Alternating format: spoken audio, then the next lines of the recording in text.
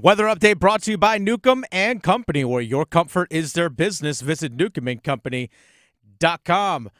3 o'clock check of your money. Dow Jones down 143 points to 46,149. This hour of the drive is brought to you by Bet365. When it comes to sports books, Bet365 has it all. Download the app today and see why it's never ordinary at Bet365. Vacation with an absolute wipeout at the Tampa blue line. Shot on for the score on the power play. Deflected, and Logan Stankoven with the net front.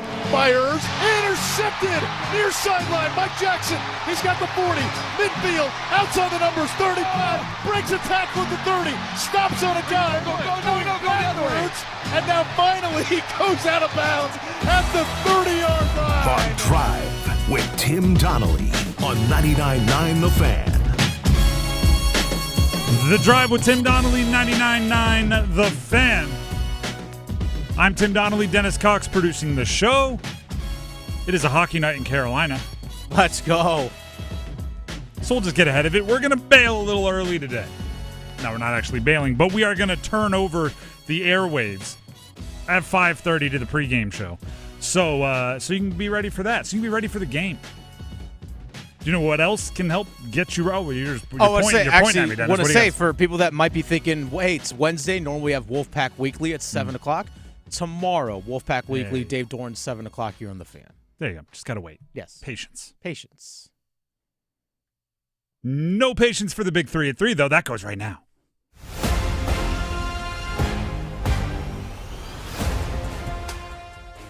Canes versus Florida Panthers.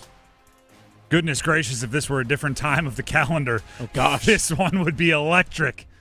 But instead, it's still exciting, maybe not as over the top. It's preseason. The obvious headliner is during the NHL preseason, you don't get the entire NHL roster every game. You kind of shuffle through them.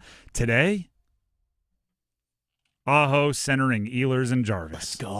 Let's go. Mix in a little Gostisbehere and Svetch, who will complete the power play 1 unit. Mm-hmm. And you have, the headliners. That's the premiere right there when it comes to forwards, and obviously Gostisbehere quarterbacking the power play unit.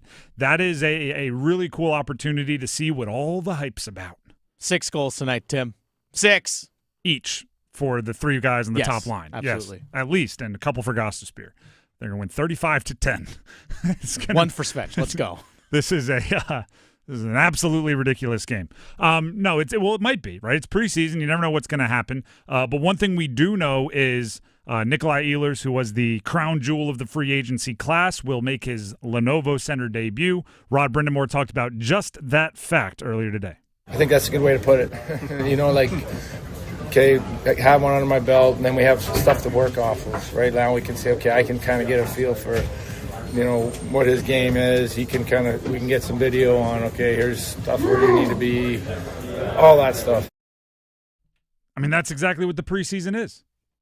And if you throw 3 guys out there, meaning Aho, Jarvis, and Ehlers, that are such high hockey IQ players, it is like they're if you use the analogy that your brain is a computer, they're just going to be rolling through code, adding things, customizing things. Okay, that's where he likes to be. Okay, that's where he likes. Okay, that's not where he likes to. And every time they're on the ice, particularly in a unpredictable environment, right, like playing against another team, they are just going to grow leaps and bounds.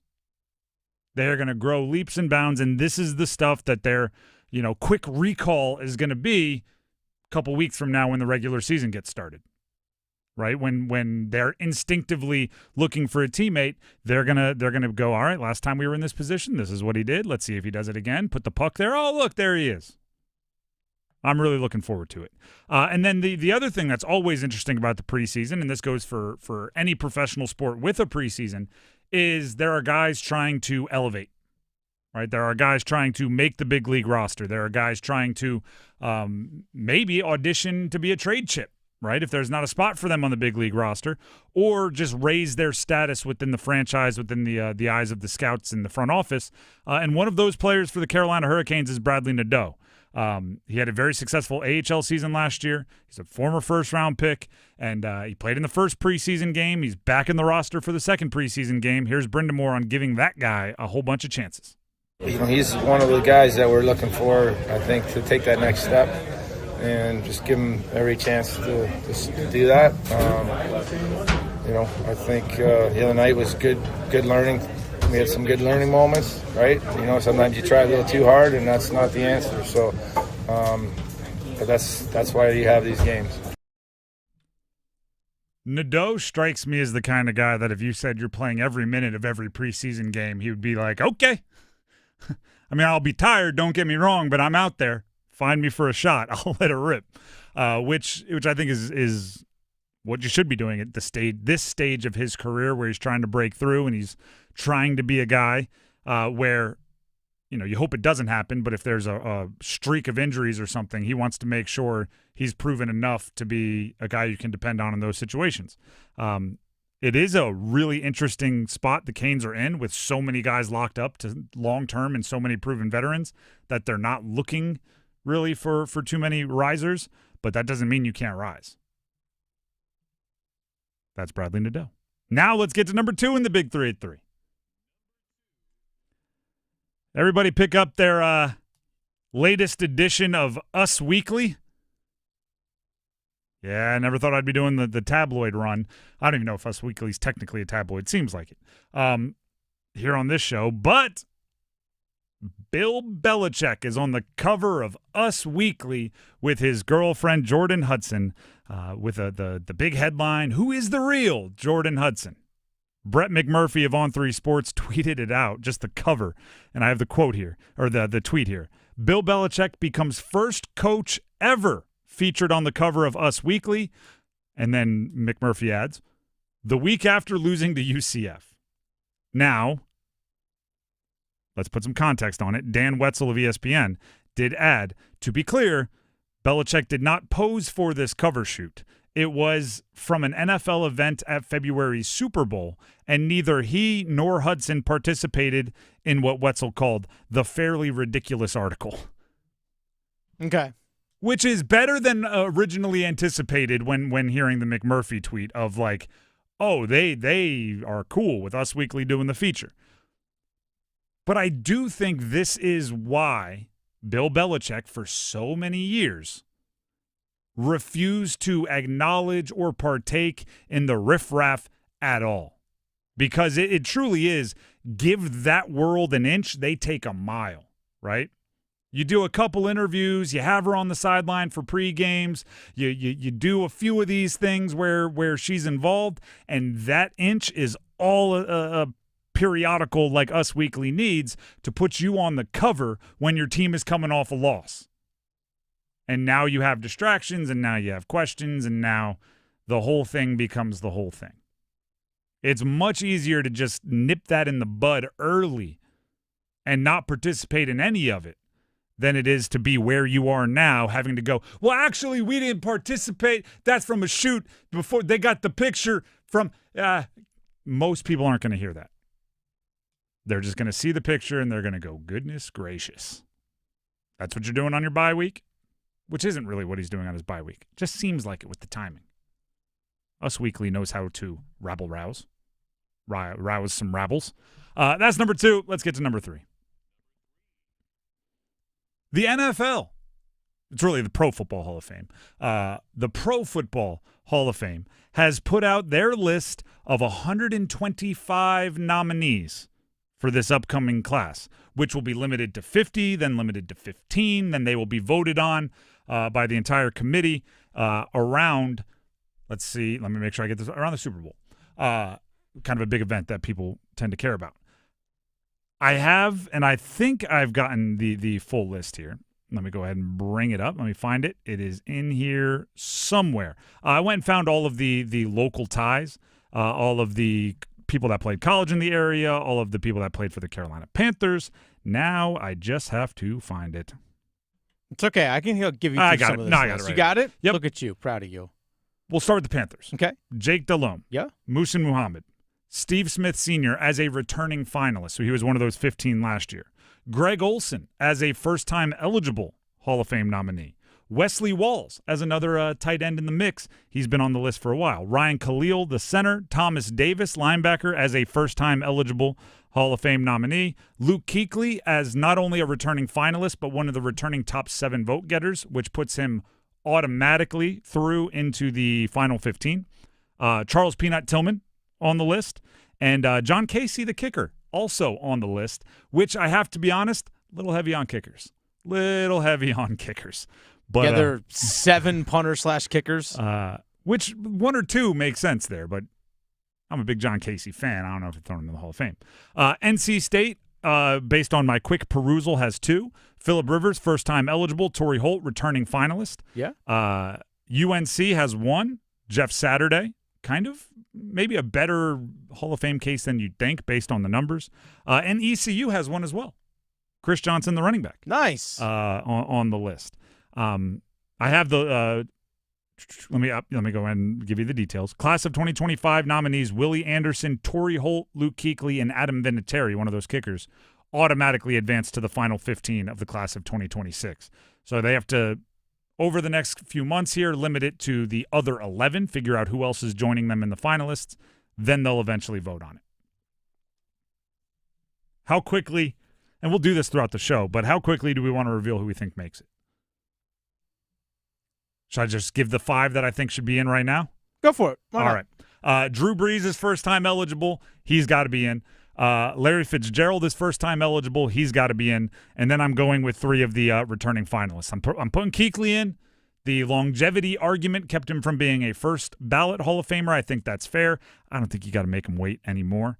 If you think he should continue waiting, there's a podcast that just came out with Peanut Tillman, actually, ironically one of the nominees. And he talked about playing with Luke Kuechly versus playing with Brian Urlacher. I mean, it sounds like Kuechly's on another level above Brian Urlacher. Brian Urlacher was a first ballot Hall of Famer. So there you go. Adam Vinatieri, I think, gets in. I think if regardless of specialist, not specialist, if you're the best and most clutch at what you do, you should get in. That's why I was in favor of Hester getting in a few years ago. And then Torrey Holt. I think that wait has been too long already. I'm putting him in. If we want to get even crazier, I've got next year's class. I'll save that. Yeah, you can save that one. I've got Wait next for year's a year class. from now. But honestly, those 5 guys you mentioned, I would not disagree with that at all. I think you're correct about Luke Kuechly should get in, and 100% right on Torrey Holt. Definitely needs to be in. I will say, when you look at the ones that aren't getting in, you feel dumb. Until you look at the ones that are getting in and go, well, I don't know who to take out. There's Jason Witten, Frank Gore, 2 of the statistical best players in the history of the game. Reggie Wayne, Steve Smith Sr., Hines Ward, Kevin Williams, the defensive tackle. Shane Leckler might be the best punter since Ray Guy. Rivers, Eli Manning. There's so many. That's a good debate for the next 6 months. The Drive with Tim Donnelly, 99.9 The Fan. If you want a good debate for the next 6 months, look at something trivial. Something fun, something airy and light, like a Hall of Fame debate. If you want a more serious debate, you have to look no further than the Canes message boards and social media places about a few guys who they are reportedly in contact with about potentially joining their team. We'll have a intro conversation to one of the more complicated issues in sports right now coming up next.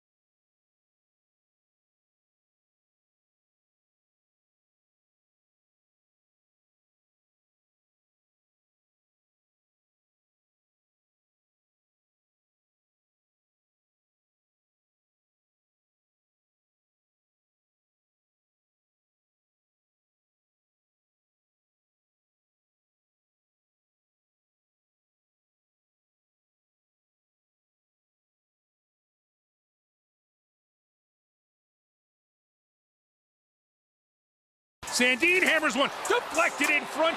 Another try by Ovechkin and another save by Anderson.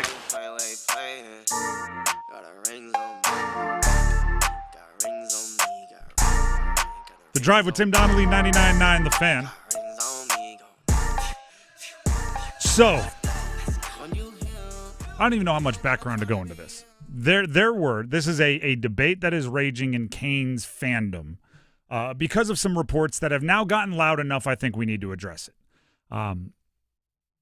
The Canes have been reported to have been in communication with a couple of guys, specifically Carter Hart and Michael McLeod, that were amongst the 5 members of Canada's 2018 World Junior team who were recently acquitted of sexual assault, but who are not yet allowed to sign or play in the NHL due to league decisions and suspensions and whatever you want to call it over the last handful of years. Their futures, huge topic of conversation across the league. Okay? As part of their reinstatement process, which has been decided on, they are eligible to sign with an NHL club starting October.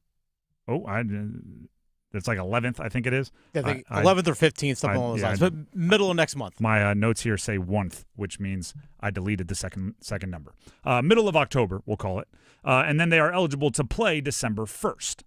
So there's a little bit of time, right? It's only September 24th, a little bit of time there. That's all as part of their reinstatement process. And just to get some of the legal jargon out of the way, a judge in London, Ontario, in a ruling handed down in late July, acquitted the 5 members of charges stemming from an incident there, meaning in Ontario, 7 years earlier. That's where it stands right now. The reason why I haven't addressed it, or we haven't talked about it much, despite the fact that I see it and I hear it, and when I post about the Canes, you see the responses, is because we're not there yet, right? We're not there yet. And I'm big on don't cross bridges until you get there, especially on complicated decisions, right? So listen, I know I have personal feelings on the subject. I know many of you have personal feelings on the subject. I know many of you have tracked the court case and listened and read the transcripts and everything else, and I'm with it, and I've done a lot of that as well. But don't cross the bridge until you need to. The Canes, by multiple reports, national reporters, have had conversations with or reached out to or talked to representation of Carter Hart and Michael McLeod, who happen to be of positions of need for the Carolina Hurricanes, right? With McLeod being a right-handed center who can kill penalties and Carter Hart being a goalie. Now, what do we know? Just to explain to you why I'm saying don't cross the bridge until you get there. Don't make big, glaring statements until you have to. Is in really complicated situations, gathering information is really important. You don't want to come out and say anything definitively in any direction until you have all the information. So don't come out and say the Canes are this, the Canes are that, based on your ethics and morals until you know what they're going to do. What do we know about Eric Tulsky? At least in purely hockey situations. It seems like the guy's in on every conversation. If there's a trade that might happen in the Western Conference, like in 2 months before the trade deadline, he's called about it. He's asked for details. He's been in the mix. If there's a trade that might happen at the draft, he's at least heard about it, maybe facilitated it.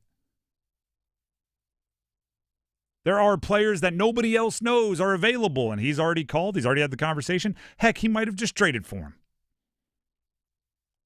It seems to be part of his MO to gather as much information as possible. Whether he ends up making the trade or not, whether he ends up signing the guy or not, he's in on every conversation. So this might just be a situation where, again, literally, his rule is you call and you talk, you hear, you gather information. Maybe it's a pure information gathering mission where he's talking to representation, maybe feigning interest to see who else is interested. Just to know, okay, look at that. So-and-so is interested in a goalie. Maybe if we get a guy, we can turn around and send him Pyotr Kochetkov. Who knows? Who knows? So the fact is, don't get angry if you have a moral objection to these guys being signed. And I'm not saying you should or you shouldn't, but don't get angry if you do until they're signed. Right? Don't yell and scream about all these bad things or all these good things, or don't get deep in the trenches defending why they should until they do or they don't. Right now, it's just a door at the end of the hallway, and you haven't walked down there yet, so don't open it. You can't reach. You might not even go down that hall. Exactly. You might, and there might be no reason to, right? Like they could sign with someone else for boatloads of money, and it's like, oh, we never even had to make the decision. Or here, like this is the analogy, and I forget where I heard it, but I like using it.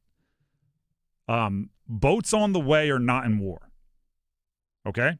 So if there is a battle happening in the furthest part, I don't know, Australia. I'm just picking. This isn't real politics. It's fake. Board game.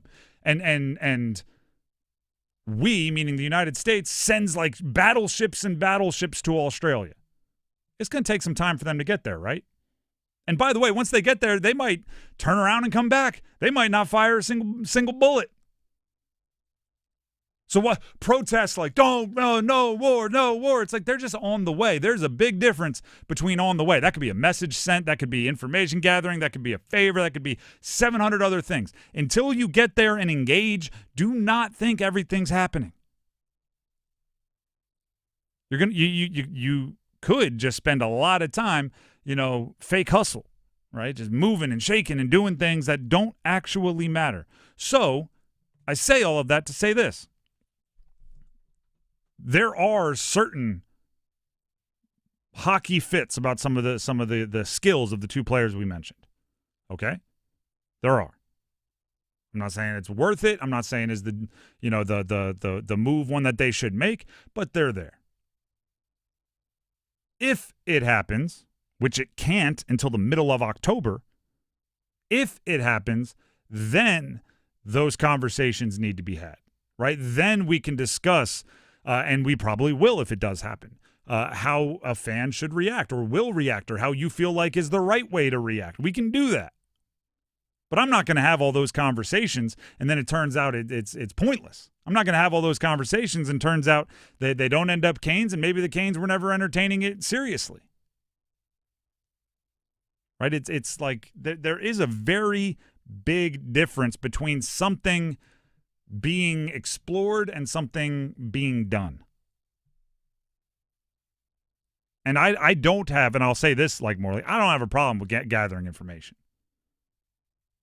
I know maybe some of you would think even that's crazy, but I would want to talk to people I would want to know. And I would want to know, like I said, it might not have nothing to do with these players. It might be finding out who your competition is in the right-handed center market. Oh, look at this. So-and-so, so-and-so, and so-and-so have already made contract offers to Michael McLeod. Well, now we know if a right-handed center that can kill penalties comes available on the trade market, who we're going to have to outbid. All of that becomes part of running a team. I'm not saying that is the case. I'm just saying that's an example of something that could be happening here, in which case everybody got really mad for no reason. You feign interest, you learn some info, you bail, which happens in trade offers all the time.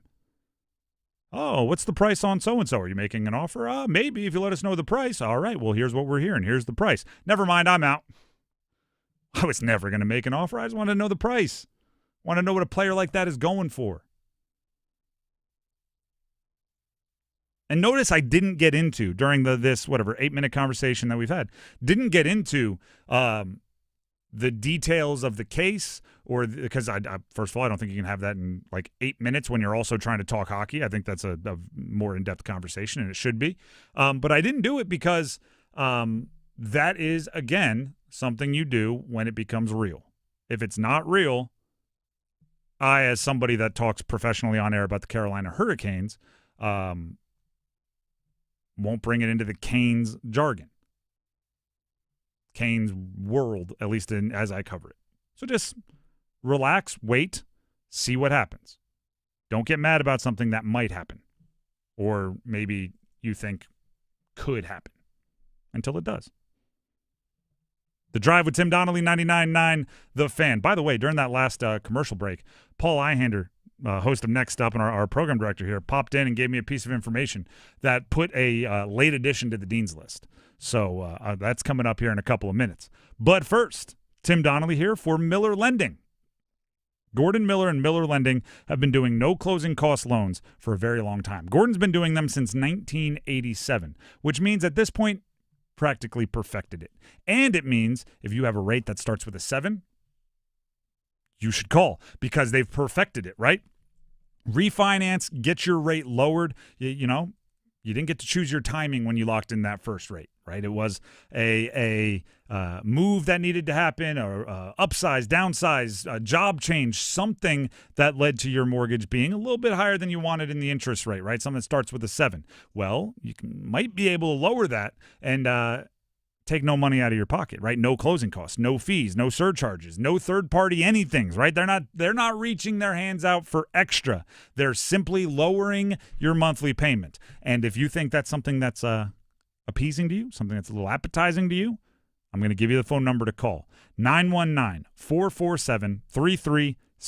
That's 919-447-3377. You can also visit them online at millerlending.com. Once again, that is millerlending.com. Miller Lending is an equal housing lender, and MLS number 250-2146. I said it. There was a late addition to the Dean's List. I'll lead off the Dean's List with the late addition coming up next.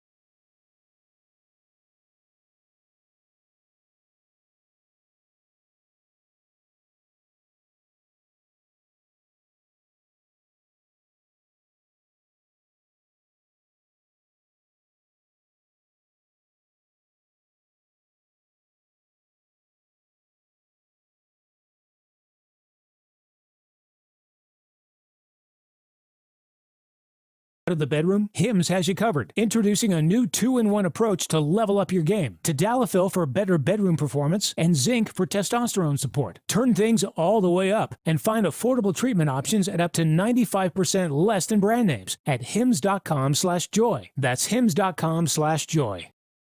A give to Castle. Nope, Mitz a throw. Going for Barcade. He's got it! Touchdown!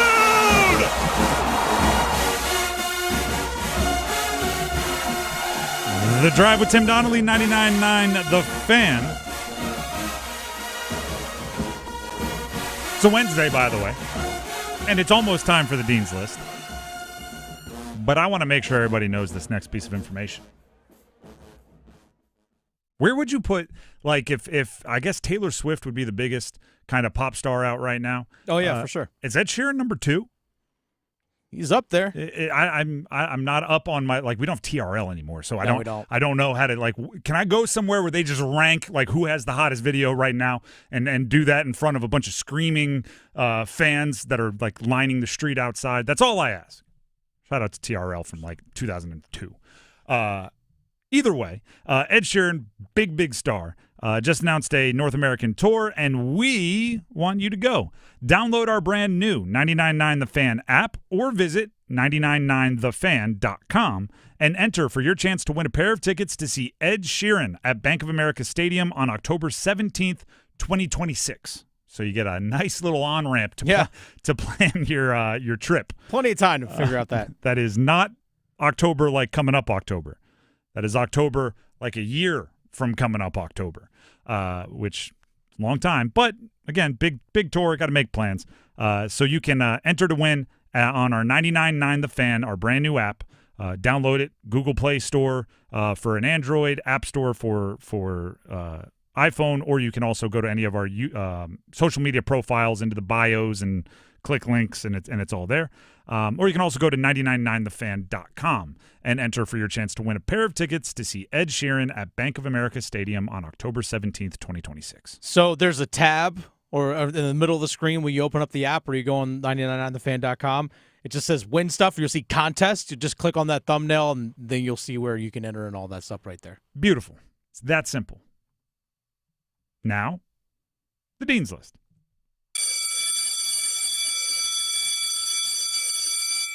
The late addition to the Dean's List is John Anderchek and the Campbell Camels men's basketball team.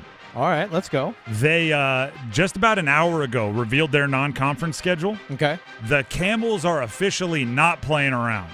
All right. They are going to Wisconsin, going to West Virginia, going to Wake Forest, going to Penn State, going to Gonzaga, going to Minnesota. Good Lord. Yeah. They're home. Messing around. Not at all. Going to even like a Weber State, which they're playing in Utah, is like Weber State's not a joke of a mid-major program. Their GM is Dame Lillard. Their home schedule not as daunting, but not like a complete pushover. Ball State, Western Michigan, a couple of you might be familiar with Virginia Lynchburg. Yeah. Not as familiar there. Barber, Scotia, not as familiar with that. But then a couple days before Christmas, they're hosting Green Bay, which is coached by Doug Gottlieb, who was also a radio host. So, hey, a little interesting there.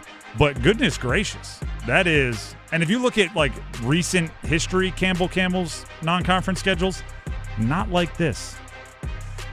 So the reason they make the Dean's List is twofold. One, I like that level of – I like trying to play up. I like hunting for the trophy win, right? If you win any of those first games that I referenced, that could be program changing. Second, get paid, right? Go play against high-level competition and accept those checks, and then flip that next year into players, right? NIL payments, revenue share, and then go play big opponents again and have higher-priced talent. It's just good business to me. Do it again until you have the cash and the funds to consider yourself somebody else's trophy fish. That's big. Big ambitions from John Anderchek, who, by the way, came from Florida. So there you go. They had He's used to playing that schedule. They had a solid run. Yeah. More Dean's List. I'm putting NC State football after the loss to Duke. This week, so we talked about it earlier, the NFL put out their 125 nominees for the Pro Football Hall of Fame, or the Pro Football Hall of Fame did, not the NFL. 128? I don't know why I thought it was 125. 128 nominees. Torrey Holt, Phillip Rivers. They have a good chance of making the Pro Football Hall of Fame. For sure. I don't know if they're top 10, if they'll be picked, top 20, but they're in the upper echelon of chances. Both of them. I think Torrey Holt gets in. Terrell Anderson, NC State wide receiver, was named to the Pro Football Focus National Team of the Week after going for 166 yards and 2 touchdowns in the loss to Duke.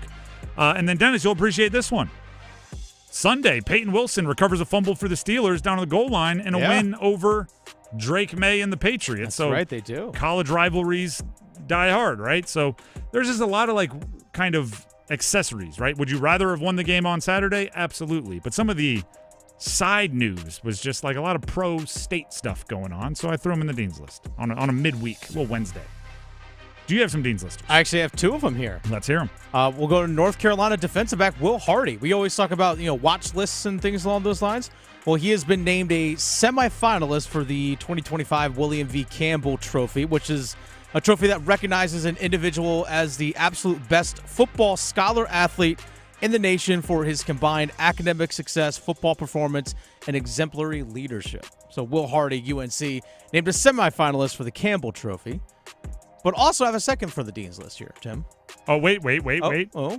I didn't know what was it, the William C. Campbell Award? The William V. William V. Campbell Award. I didn't know what that was, so I just Googled it to try to find out what it was while you were talking. William Hardy is on the list, the watch list, as is Anthony Carter Jr. from North Carolina State. Okay. And it looks like Bruno. Oh, no, sorry. That's a previous year. Oh, no, wait. No. Looks like Bruno Fina, maybe, from Duke. Bruno Fina from Duke? Does that make sense? Anyway, so a couple local guys. Okay. Handful at least. There you go. I just saw the Will Hardy one. So That's fair. I just didn't. didn't want to miss out on it. Also, I'm going to throw out North Carolina A&T track and field, women's track and field specifically. Let's hear North why. Carolina A&T alum Kayla White helped Team USA secure the world title in the 4x100 at the Worlds. That's pretty cool. Yeah, it's awesome. Do you see the apparently Darius Slayton, the wide receiver for the Giants, is dating one of the women from the Team USA? Yes. She won a world championship. She whatever her event was, and I apologize for not knowing her name, but it's I believe Anna or Abby, because he wore a shirt on Sunday during warm-ups celebrating her world championship gold medal, and she won it on Saturday. Yeah, she's Anna Hall. She's a heptathlete. There you go. And apparently, there was some leaks. One of them posted it of she on Sunday was like, "How did you have that shirt made already? I won on Saturday and you played on Sunday." And his response was, "I decided 2.5 weeks ago that you were going to win, so I went and got the T-shirt, and then it worked." Nice. So supporting your significant other in the sports world, pretty darn cool there. And anytime the U.S. wins world championships, I get excited. One more here. I have a list. It's a group. They all have something in common. Duke quarterback Darian Mensah, ECU quarterback Caton Hauser, NC State running back Hollywood Smothers, NC State linebacker Sean Brown, Duke edge rusher Vincent Anthony Jr., and Wake wide receiver and kick returner Chris Barnes. Any guesses? They all play football in the ACC in the state of North Carolina. No. Oh. Caton Hauser plays for ECU.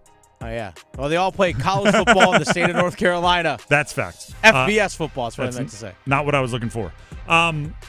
So after a third of a college football season, I've established like stats are real, right? There's always the jokes after like week 1. Somebody has 3 touchdowns, and it's like, he's on pace for 36 touchdowns in the regular season. But after a third of a season, 4 games for most of them, like stats are real. Those guys that I mentioned play for FBS schools in the state of North Carolina. There you go, Dennis. They're in the top 5 in a kind of meaningful stat category.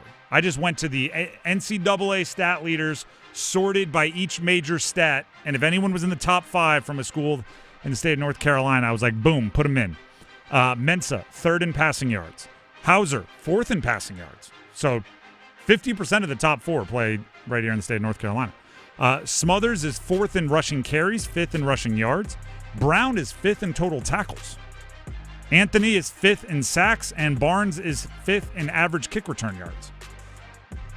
So all up there in the stat, and I thought with a third of the season spent, that it'd be a good time to just acknowledge that they're keeping it up. It's not just one big game. And that's it for the Dean's List here on The Drive with Tim Donnelly on 99.9 The Fan.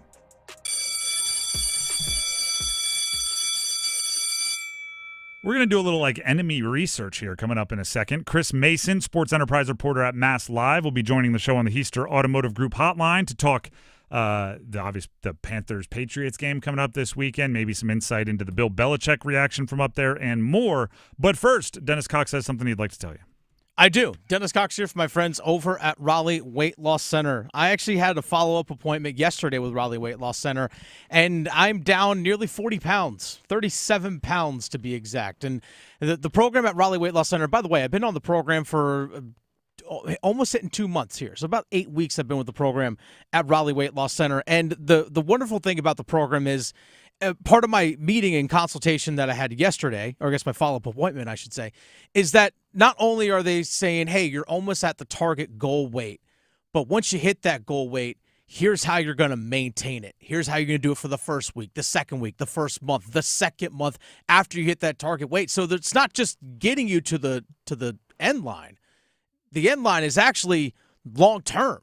It's not just about the target goal weight. It's about not only getting you there, but keeping you there. And that's what the program at Raleigh Weight Loss Center is all about. Again, I've lost 37 pounds, have about another 10 to go. Almost there. It's going to take a lot more discipline and dedication, but I know I can get there thanks to the program at Raleigh Weight Loss Center and what they laid out ahead of me with the journey. And they're doing it in a healthy way as well. There's no injections or shots, so you don't have to worry about any side effects or things along those lines. It's just your body resetting and doing its natural thing. And also helping, again, maintain that target weight. Give them a call, 919-897-7506, or visit RaleighWeightLossCenter.com. Again, the number to call, 919-897-7506, or visit RaleighWeightLossCenter.com and set up a free consultation. Obviously, let them know that you heard it from me, Dennis, here on 99.9 The Fan, but 919-897-7506. If you're serious about wanting to lose weight, like I needed to do, give them a call or visit them online, RaleighWeightLossCenter.com. Results may vary. The Drive with Tim Donnelly, 99.9 The Fan. We'll talk to Chris Mason from Mass News Live about a strange amount of connections between the Triangle and the New England area that are all kind of culminating this weekend. Stick around. That's coming up next. The rarest finds, the finest brands, the moment you've been waiting for. September 25th through 27th, discover an unmatched collection of pre-owned Rolex and Cartier watches at Bailey's Fine Jewelry in Raleigh's Village District. For 3 days only, shop highly coveted timepieces as well as an expanded selection of luxury pre-owned handbags from the designers you love. Visit Bailey's Fine Jewelry September 25th through 27th for iconic watches and coveted handbags. Visit BaileyBox.com for details. Confidence is knowing you're ready to handle whatever comes your way. That's what it feels like to take on your workday with Cintas. They make sure your AEDs are up to date, your fire extinguishers are tested and inspected, your floor mats are cleaned and delivered, and your workwear looks good, feels good, and is freshly laundered with a Cintas Apparel Plus program. So are you ready to take on today? Visit Cintas.com. Oh, I'm ready! And get ready for the workday. There's nothing like when you get that part from eBay and it just fits. Yeah, the first time. So you can do less of this and get right back to more of this. At eBay, you'll find all the parts you need, guaranteed to fit, at prices you'll love. Sounds good, doesn't it? eBay, things people love. Eligible items only. Exclusions apply. Struggling with high interest debt? You can pay it all off in days with Loan Pronto's Rapid Equity Loan. Hey, it's Dennis Cox. Get cash out now without touching your low-rate first mortgage. No appraisals, no waiting, no BS. The Rapid Equity Loan program at Loan Pronto is amazing. One Loan Pronto client just got $300,000 approved in under 24 hours. They paid off debt, renovated their kitchen, and cut their monthly expenses by $1,800. That's a huge turnaround. Loan Pronto, instant approvals, low rates, no hard credit pull up front. Listen, your home equity is yours. Use it. Get cash to consolidate your debt down to one easy low monthly payment. Call Loan Pronto now for a free instant appraisal for your home and see how much cash you can get today. Loan Pronto is A+ rated by the BBB and have nearly 2,500 five-star Google reviews. Their service is off the charts. Call now to start the conversation. 919-381-1760, loanpronto.com. 919-381-1760. Get debt relief now. Loanpronto.com. Equal housing lender. NMLS 1661781 on approved credit. NMLSconsumeraccess.org. Phillips coming again. Maye steps up, throws. He's got Stevenson. What a catch! Down the sideline. Stevenson cuts it back, and he's still going. Ramondre to the 20. The Drive with Tim Donnelly, 99.9 The Fan. There is a strange confluence, I don't know if that's an appropriate word, of kind of the triangle sports world that we live in and the New England sports world going on right now. So we thought, why not check in with Chris Mason, sports enterprise reporter at Mass Live on the Heister Automotive Group hotline, and see it from kind of that angle, from their angle up there in New England.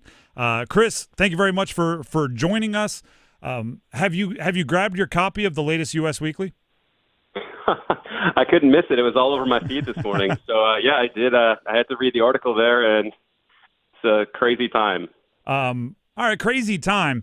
How is New England reacting to the crazy time, right? We're in the eye of the storm with Bill Belichick at UNC and the struggles on the field and the tabloid nature off of it from obviously an area that has a tremendous relationship with Bill Belichick.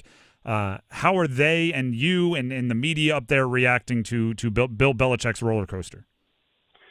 So I think there was a lot of interest really early on, to the point where Mass Live, my company, sent me down for the season opener and for training camp for a day before that down to North Carolina, just because there's so much interest in, is Belichick going to be able to turn the Tar Heels around?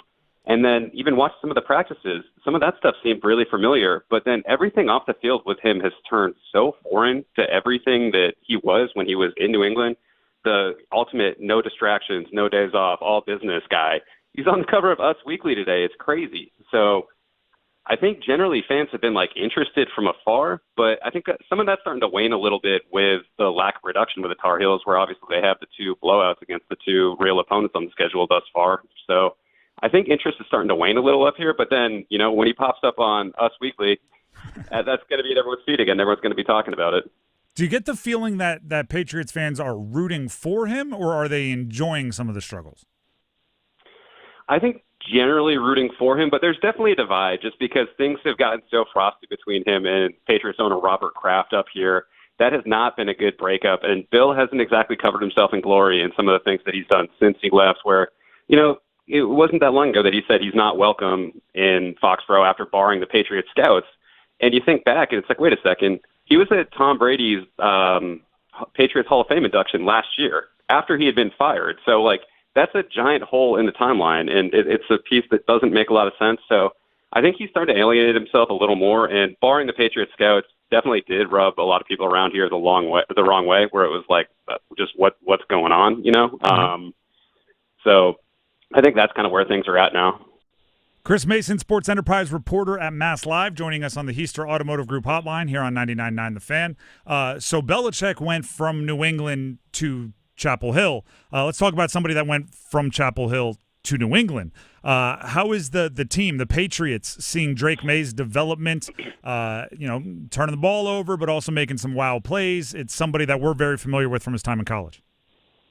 Yeah, I think the Patriots and fans around here are very encouraged by Drake in the progress that he's showing, where it's like you said, even there are the turnover issues that are still there, but there's a lot of good stuff going on. It just seems like he's a raw product right now, and there needs to be more. But after the last first-round quarterback the Patriots had, that was Mac Jones, who's the quintessential kind of you'd hoped he'd be a high floor, even if he was a low ceiling guy. With Drake, it feels like the ceiling is a lot higher, and you're seeing more and more flashes of it.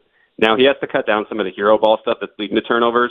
I don't know if that's still bleeding over from maybe his last year at North Carolina, right, where with that offense, there aren't a ton of other pieces. He has to do a lot himself. So I think he's still trying to work some of those bad habits out of his system, but there's a ton of encouraging stuff that he's showing on film. Is the supporting cast better, relative, obviously, but better than maybe that last year at Carolina? Who are the guys that he is leaning on so he doesn't have to play hero ball?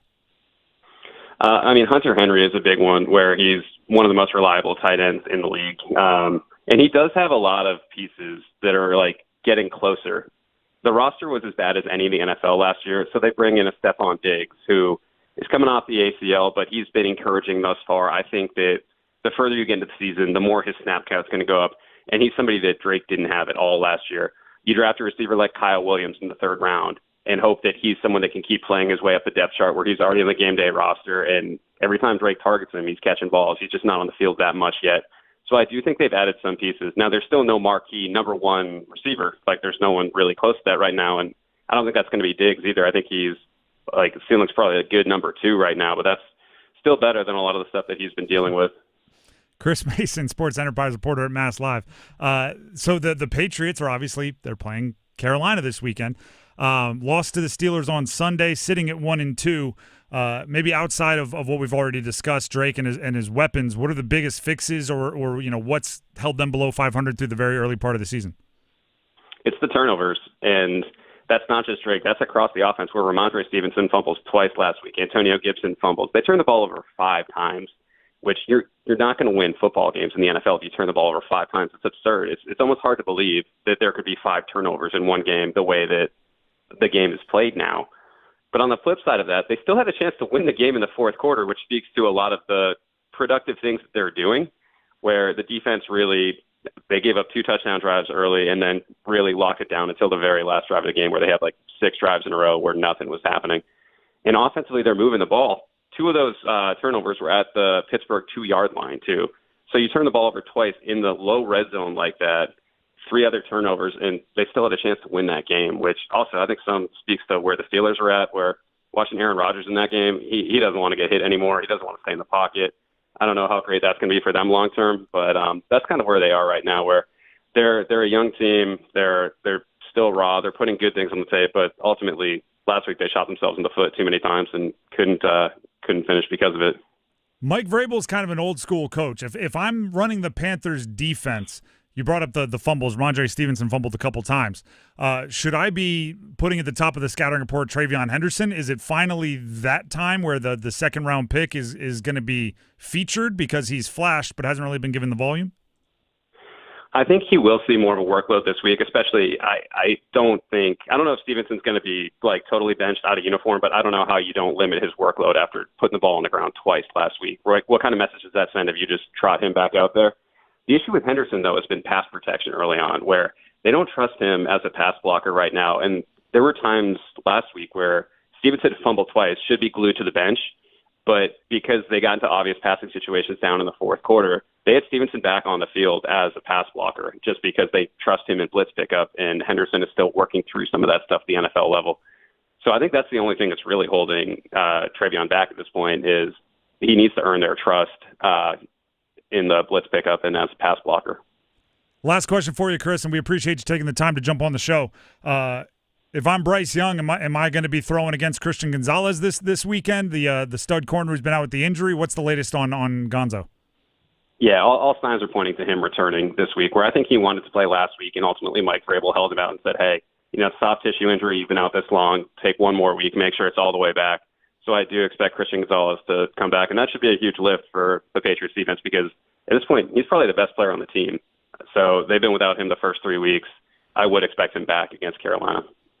All right, Chris, we appreciate you taking the time, like I just said, and hopefully we can do this again soon. Yeah, absolutely. Thank you for having me on.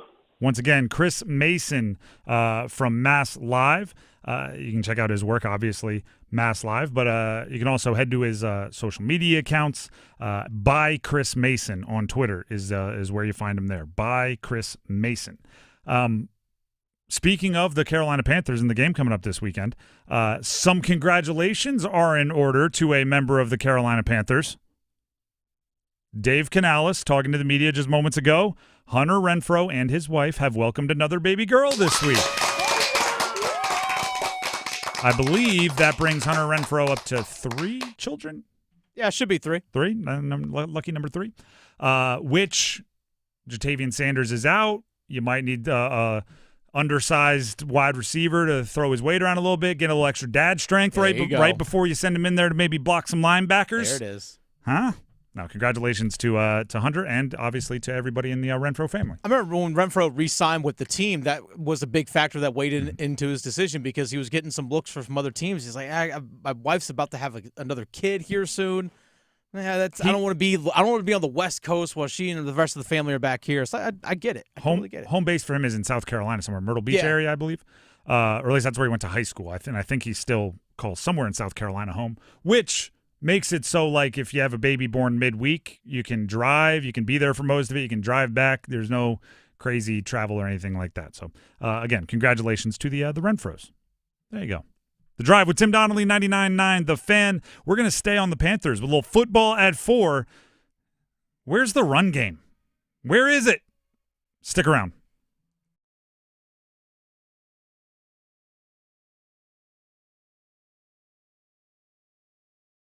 Ready to rule the road in a brand new 2025 Jeep Grand Cherokee L? It's the Drive into Fall sales event at John Heister Chrysler Dodge Jeep Ram in Lillington. And you can take up to $11,000 off MSRP. That's right, luxury, power, and legendary Jeep capability for up to $11,000 less. See dealer for details. John Heister has the largest inventory and best selection in the area to choose from. So get off your keister and get to Heister today. John Heister Chrysler Dodge Jeep Ram in Lillington. Actual price will depend on product and subscription plan. Featured products are compounded drug products, which the FDA does not approve or verify for safety, effectiveness, or quality. Prescription products require an online consultation with a healthcare provider who will determine if appropriate. See website for details, restrictions, and important safety information. Want to boost in and out of the bedroom? Hims has you covered. Introducing a new 2-in-1 approach to level up your game. Tadalafil for better bedroom performance and zinc for testosterone support. Turn things all the way up and find affordable treatment options at up to 95% less than brand names at hims.com/joy. That's hims.com/joy. It's game night in Cary.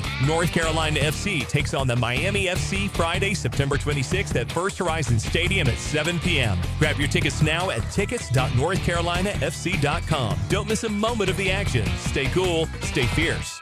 At Smith Douglas Homes, we're proud to support our hometown heroes, teachers, healthcare workers, firefighters, and military. As a thank you, receive a $2,500 credit towards your new home purchase. Explore smithdouglas.com. Smith Douglas, where it's your home, your choice, within reach. Football season is here, and Carolina Ale House is the place to be. With a massive beer selection, wall-to-wall TVs, and our award-winning wings, you'll never miss a play. Add in our lineup of homemade favorites, and you've got the best seat in the house. Bring your friends, bring your appetite, and help us create that game day atmosphere all season long at Carolina Ale House. Wings, beer, sports, repeat. Hell yeah. This hour of the Triangle Sports Leader is powered by Ritchie Law Firm, injury lawyers. Ritchie Law is on top of it. Go to ritchielaw.com. Get in the hole! That's ritchielaw.com. Broadcasting live from the Lenovo Studios. WCMC HD1 Holly Springs. 99.9 The Fan. The Triangle Sports Leader. I'm WRAL meteorologist Elizabeth Gardner. Wow, it feels like summer out there. Hot and humid, a high of 93, and a small chance of a thunderstorm. 70 overnight tonight, and hot again tomorrow with highs in the low 90s. But a cold front approaches. That's going to bring us a good chance for showers and storms late tomorrow with a level 1 risk for severe storms. Rain and storms continue into the weekend. Weather update brought to you by Newcomb & Company, where your comfort is their business. Visit newcombandcompany.com. 4 o'clock check of your money. Dow Jones down 159 points to 46,133. This hour of the drive is brought to you by Bet365. When it comes to sportsbooks, Bet365 has it all. Download the app today and see why it's never ordinary at Bet365.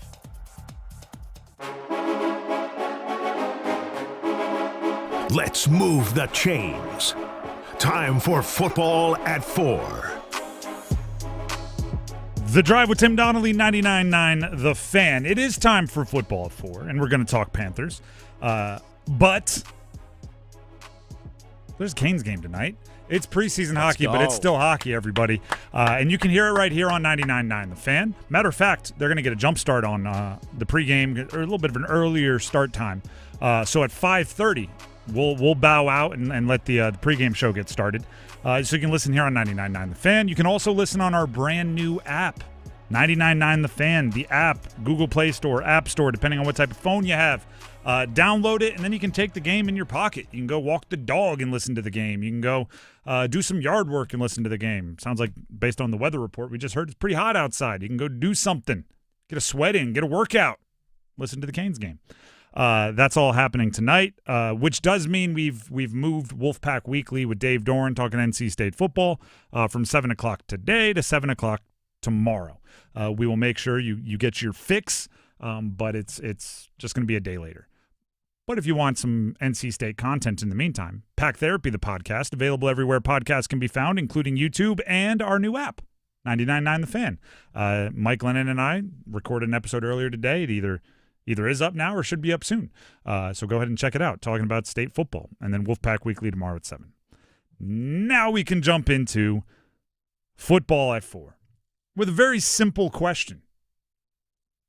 Through 3 games for the Carolina Panthers, where's the running game? That's your bread and butter, isn't it? That's what you build the offense around, isn't it? That's the bill of goods we were sold. So where is it?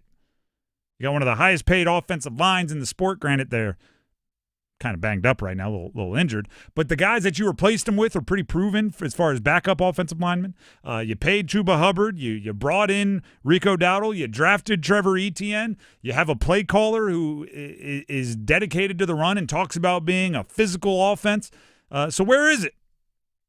And just so you know, I'm not asking this just off some, like, I'm going to incite some response, or I'm asking this with, I'm just going to get you going crazy. No, I'm asking this because there's facts.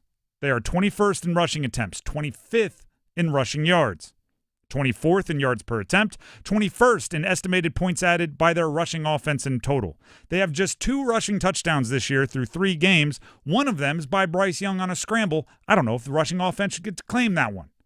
Shouldn't. Their longest rush is 22 yards. Bryce Young, again, the longest rush by a running back is 14 yards. It's hard to eat like that. Like, listen, running averages, like yards per attempt and all those things, are often heavily skewed by the big plays, right? It's really hard to average like 5 yards per carry without one big one, right? You got to go get the 60-yarder just to average out some of the hit in the backfields. You're not going to be able to do that if your longest rush is 14 yards. 14. And I could have kept going. I could have kept scrolling on the stats page, but I thought you would get the picture based on the numbers I just gave you. They are top half of the league in almost nothing rushing offense related. Now, I will throw the asterisk of they've spent a lot of time behind, okay? And in those cases, you're trying to throw your way back into the game. You're trying to sling the rock, and you're trying to find a way into the back into the game. But also, you won 30-0. So in at least 1/3 of your games, you led darn near the entire game. So it's not completely, the reason why you're behind in some of this. Do you know what's the worst part about this conversation? What's that? I like answers, right? We decided we were going to ask, where's the running game? Where'd it go? What do you do to fix it? And I'm somebody, the way I say it is I don't like just being a problems guy. I like being an answers guy. I don't really have an easy one here. It's not, Rico Dowdle is so much more efficient than your starter. You got to play the guy. It's not that. It's not, the offensive line's playing bad. They're actually, if you watch some of the film, they're moving some bodies. It's one of those things where every play, and I watched a bunch of film today on it, every play, it's one thing, right? It's why football is the ultimate team sport. You need 11 guys all doing their job well enough to have success. And in the running game for the Panthers, it's kind of, all the players did their assignment correctly, but the defensive coordinator got the better of Dave Canales on scheme, right? Sent a run blitz at the right time, had a stunt at the right time, whatever it is. All right, he had the play call right, but there was an MA. There was a missed assignment, and a guard went the wrong way or whatever and missed their block. All right, it was a good play call. Everybody knew their assignment, but somebody just got individually beat. Meaning they knew who to block, they tried to block them, and they shed the block and made the tackle. It's a lot of that. It's a lot of that. Or maybe it's something like everybody's set up right, you deliver your running back to the second level, which a lot of times is like that's the goal, right? If your running back has some space and one second-level defender to beat, that is a successful run play. And then you just need your running back to be a dude, right? You need to make a miss. You need to shake off the tackle. You need to use the spin move. You need to use the stiff arm. You need to do something. And, the defensive player makes a good play and gets Chuba on the ground or gets Dowdle on the ground. And that turns what, one missed tackle would have been a 20-yard gain into a 5-yard gain. Still a good play, still a positive, but it's not going to change your outlook on your running game. So that, like, the reason why I didn't like this answer is I don't think there's a way to have this conversation without sounding like Bear Bryant or something, without sounding like a Disney Channel original movie coach where the speech just has to be, I need 11 guys working together as one. We're better as a fist than we are as 5 outstretched fingers. But I think for the running game, that's it. And then you get the ripple effect, right? When Bryce is trusted to throw it and somebody like Tetairoa McMillan is open, they have to connect. They have to complete it, right? McMillan has some drops. Bryce has some bad reads, whatever. Like, they have to complete it. So now the defense won't stack the box. They can move back a little bit, and there's more room in the running game, and that pertains to everybody in the passing game, right? It's all connected in football. One of our YouTube commenters said, this one comes from Michael, said, well, we ran well last game. We always had a short field, so the stats don't pop. I was like, well, the longest run in that game for the Carolina Panthers was 8 yards. Rico Dowdle and Chuba Hubbard each had 8-yard runs. That's it. They ran well in that it made sense in game flow. In game flow, yes. To keep running it, and whether you were having success or not, just every 40-second play clock off the game clock was fantastic. I hear that, but part of me disagrees that they ran it well. They ran it well in game flow, like in game script, it makes sense. But very rarely was I watching this game going, oh, okay, perfect. They're dominating up front and they're going to go, cruise down the field and score. Matter of fact, they scored on the opening drive, which the biggest plays were pass plays. Yeah, they only ran the ball one time. And then the offense didn't score again until the fourth quarter, right? So that's a big gap where the running game, if it was working well, would have been like just the motor, the steamroller that cranked away and scored a bunch of points. The 30 is, I think, distracting some people because you get a pick six, you get some short fields. 30 can happen almost by accident, and that's not the right way to think about it, but a little bit, right? Little by accident, you can score a bunch. It's not as exciting as you'd think.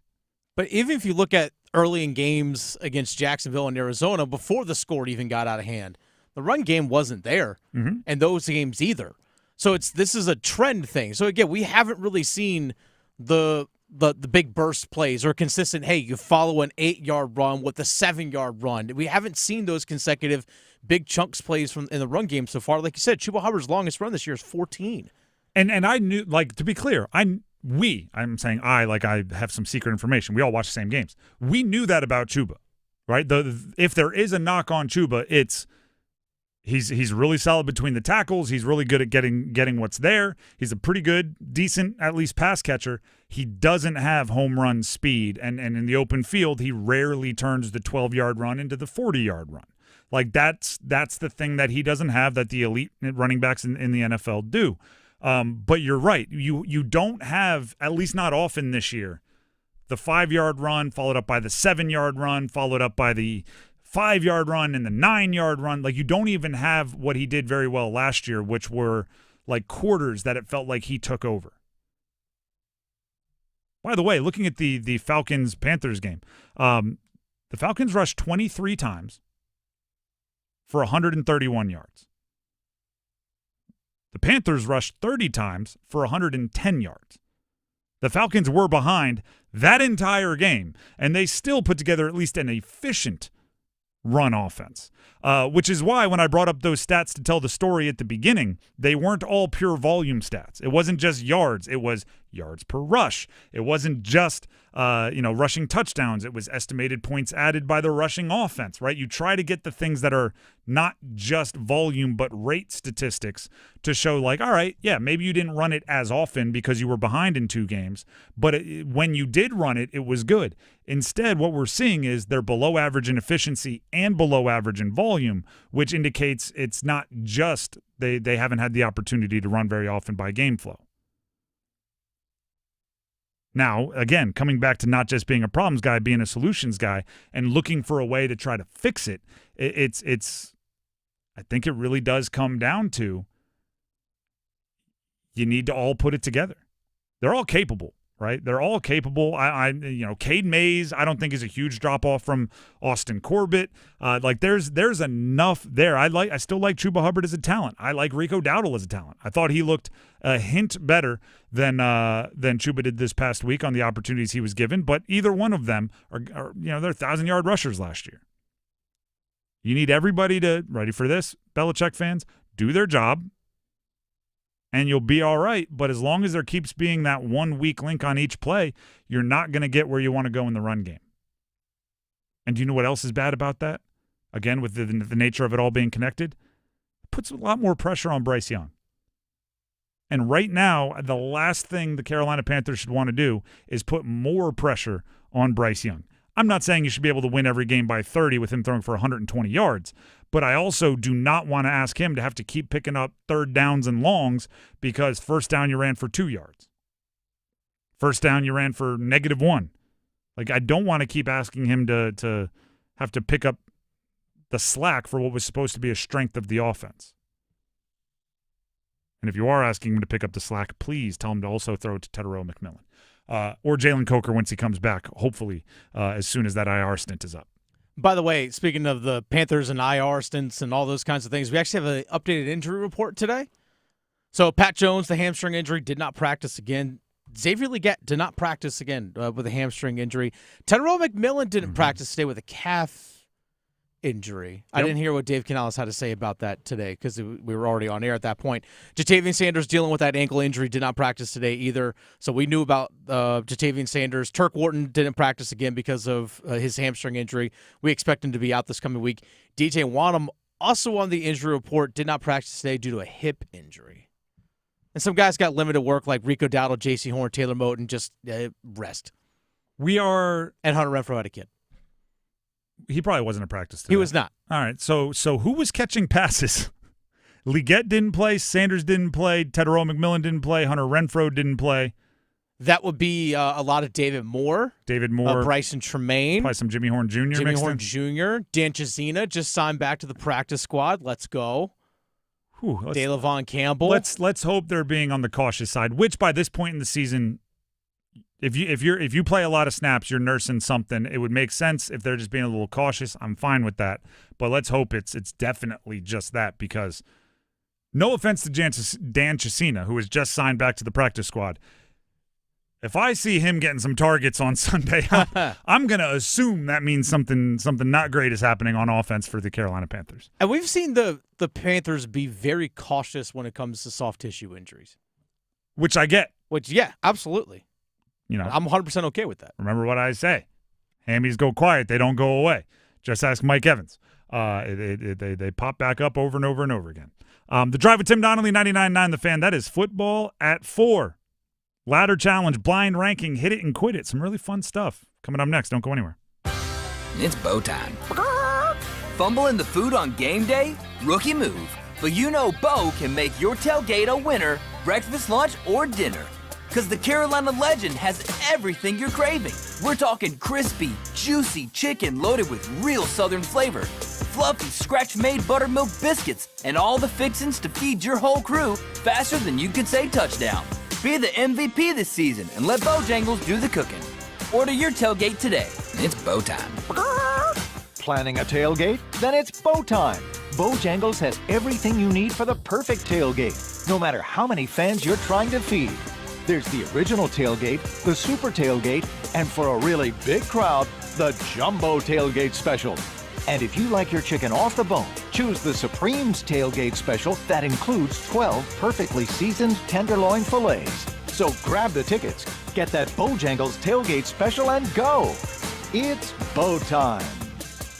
When you crave the best in college football action, you'll find it on 99.9 The Fan. And a surprise onside kick for Syracuse. Perfectly executed, and they steal a possession back. Jaden Noe bunted it forward, and the Cuse have the football at midfield. Death Valley is silent. Feel the passion of college football all season long. College Football on The Fan is powered by Wake Med and Preserve Services. Find what you love, love what you find. A Total Wine and More. There's so much much waiting for you. All kinds of beers and thousands of wines. Guys in the know and prices so low, it just might blow your mind. You're gonna find what you love and love what you find. With curbside pickup and delivery available, you'll always find what you love, only at Total Wine & More. Drink responsibly, B21. Hello, I'm John Heister for John Heister Chevrolet in Fuquay Varina. You know, people are asking us, how are you selling so many cars all of a sudden? Well, did you know that the Beltline has opened up the outer loop? We're only 28 minutes from Knightdale. We're only 19 minutes from Clayton and 15 minutes from Apex. We're now the most convenient Chevrolet dealership to reach in the Triangle. It's just one more reason to get off your keister and come to Heister. Now at John Heister Chevrolet, get up to $11,000 off a new 2025 Chevy Silverado RST or 2.9 for 72 months. See dealer for details. Together, let's drive.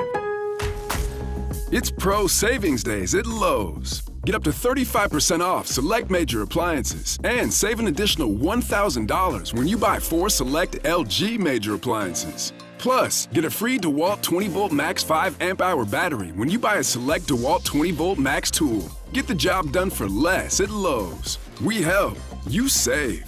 Valid through 9/26. Selection varies by location while supplies last. See associate or Lowe's.com for more details and qualifying items. Oh, could this vintage store be any cuter? Right? And the best part? They accept Discover. Accept Discover?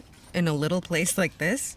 I don't think so, Jennifer. Oh, yeah, huh? Discover's accepted where I like to shop. Come on, baby, get with the times. Right, so we shouldn't get the parachute pants? These are making a comeback. I think. Discover is accepted at 99% of places that take credit cards nationwide. Based on the February 2025 Nielsen report. Ricky Collins, the backup quarterback. He'll throw to the front pylon. Trying to squeeze it back shoulder to Ross Simmons. He's got it for the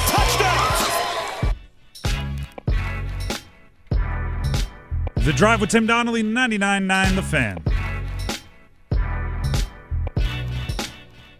So there's quite a bit going on in the sports world right now. We're in the good part.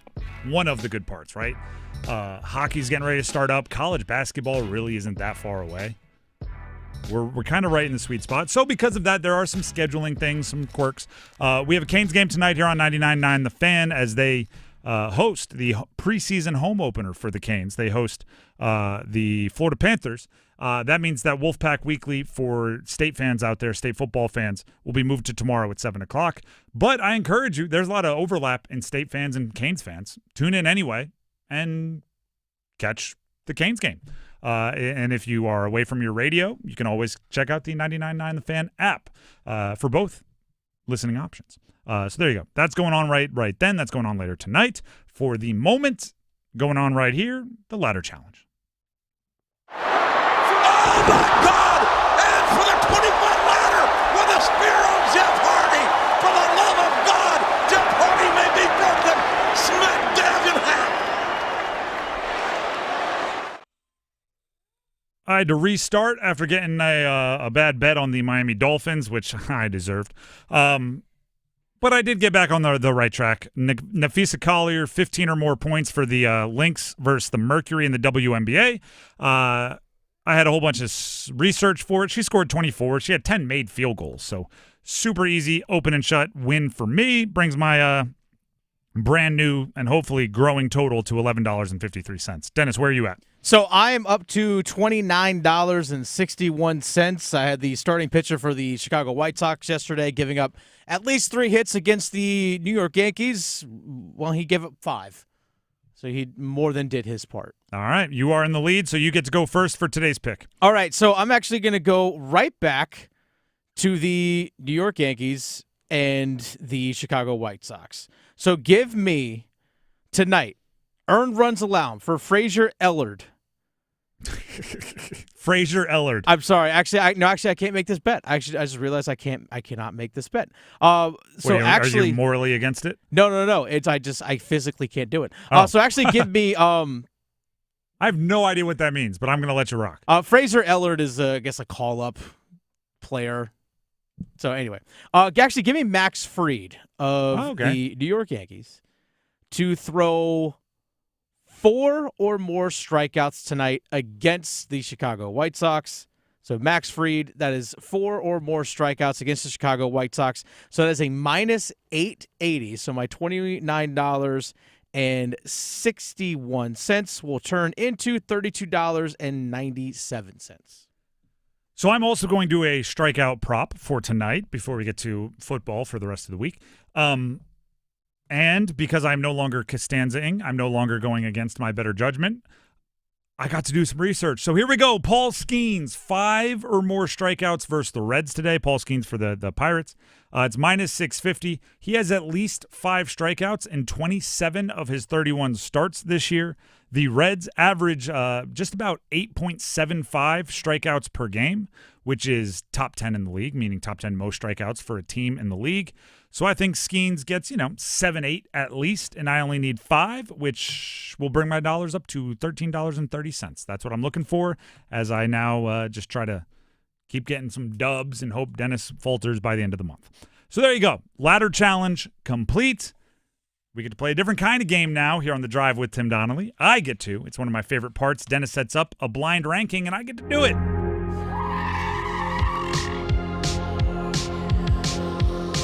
All right, so the way this blind ranking is going to work, so I'm going to give Tim 5 names. And the blind ranking today is actually going to be potential NFL Hall of Famers. So the Pro Football Hall of Fame released the list of 128 names of people that potentially could be elected into the Pro Football Hall of Fame going into Canton. So I'm going to give Tim 5 players, one at a time. Tim does not know the 5 players that he's going to receive during this time. And he has to blindly rank them 1 through 5. And I've just so everybody knows my criteria, right? I get to kind of decide what I'm going off of. It's how much they deserve to be in this year's Hall of Fame class. Okay? This year's is what I'm going for. Not eventual Hall of Famer. It's like this year. All right, so let's go ahead and start with Mike Alstott. I love Mike Alstott. I mean, who doesn't? The neck roll alone is Hall of Fame worthy. Absolutely.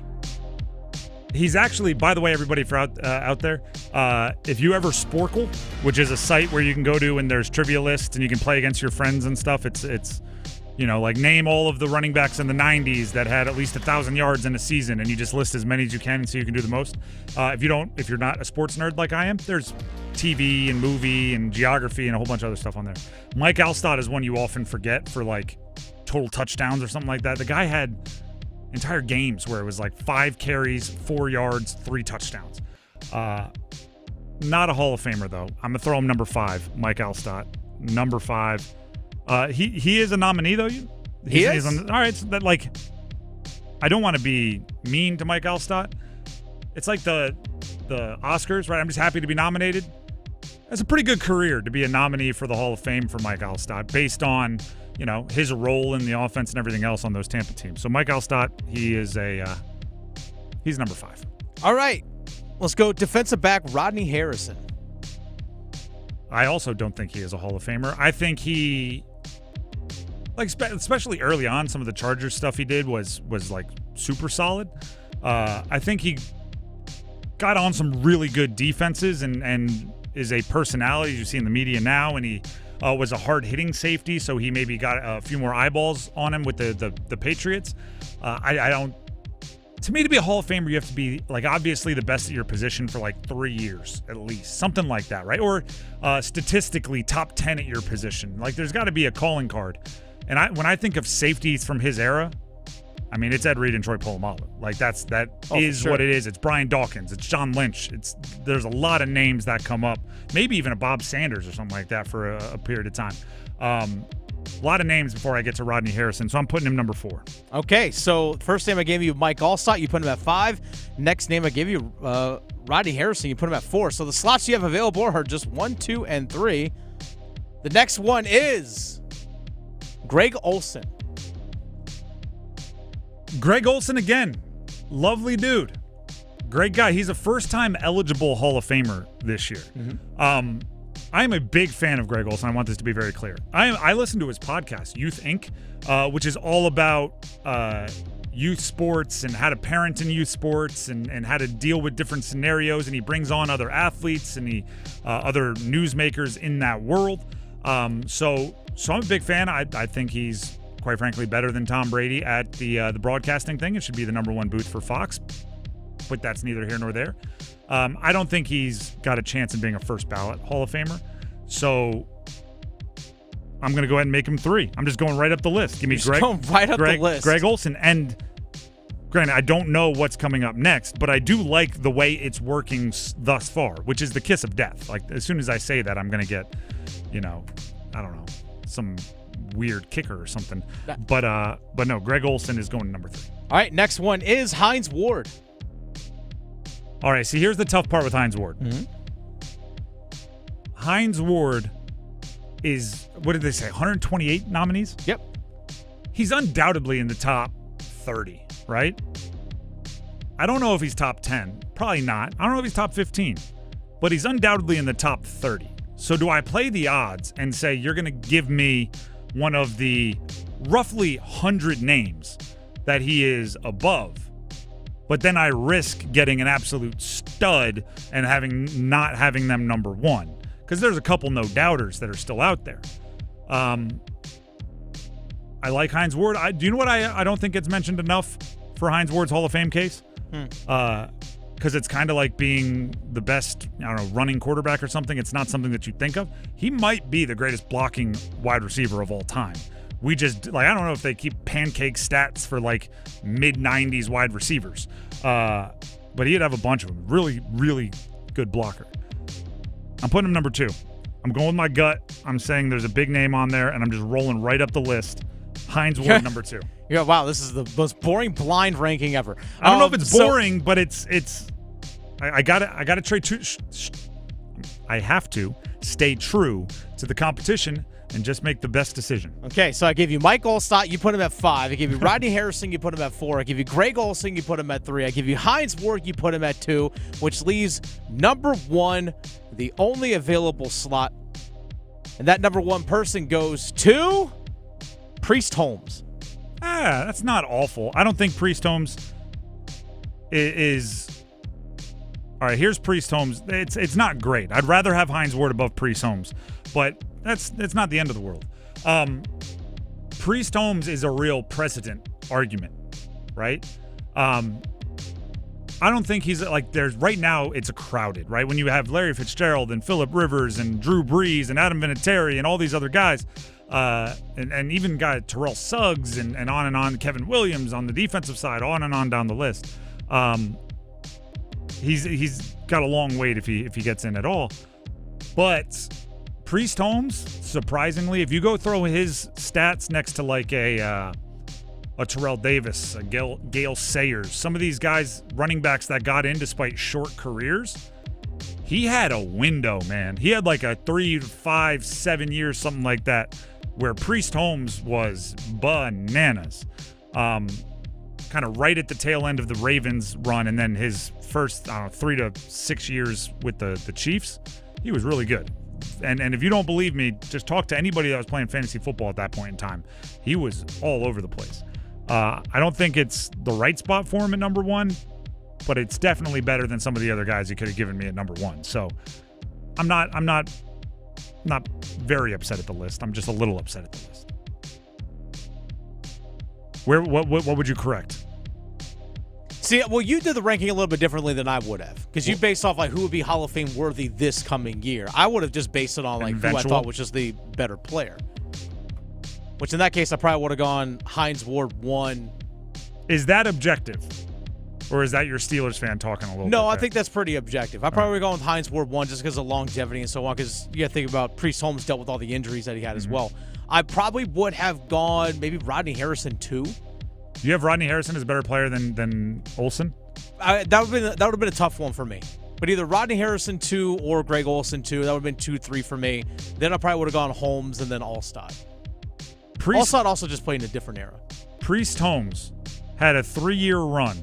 Oh, he was awesome. Where he had either led the league in rushing yards or rushing touchdowns every year. Oh, yeah. He was special. 1,555 yards, 1,615 yards, 1,420 yards, 8 touchdowns, 21 touchdowns, 27 touchdowns. Mixing in almost over 600 yards receiving in each of those seasons. That is as good of a 3-year run as you're going to catch from darn near anybody at the running back position. His peak was as good as it gets. But it was like it's such a short window, though. It was. He was an Offensive Player of the Year. Mm-hmm. He finished 4th and 5th in MVP voting.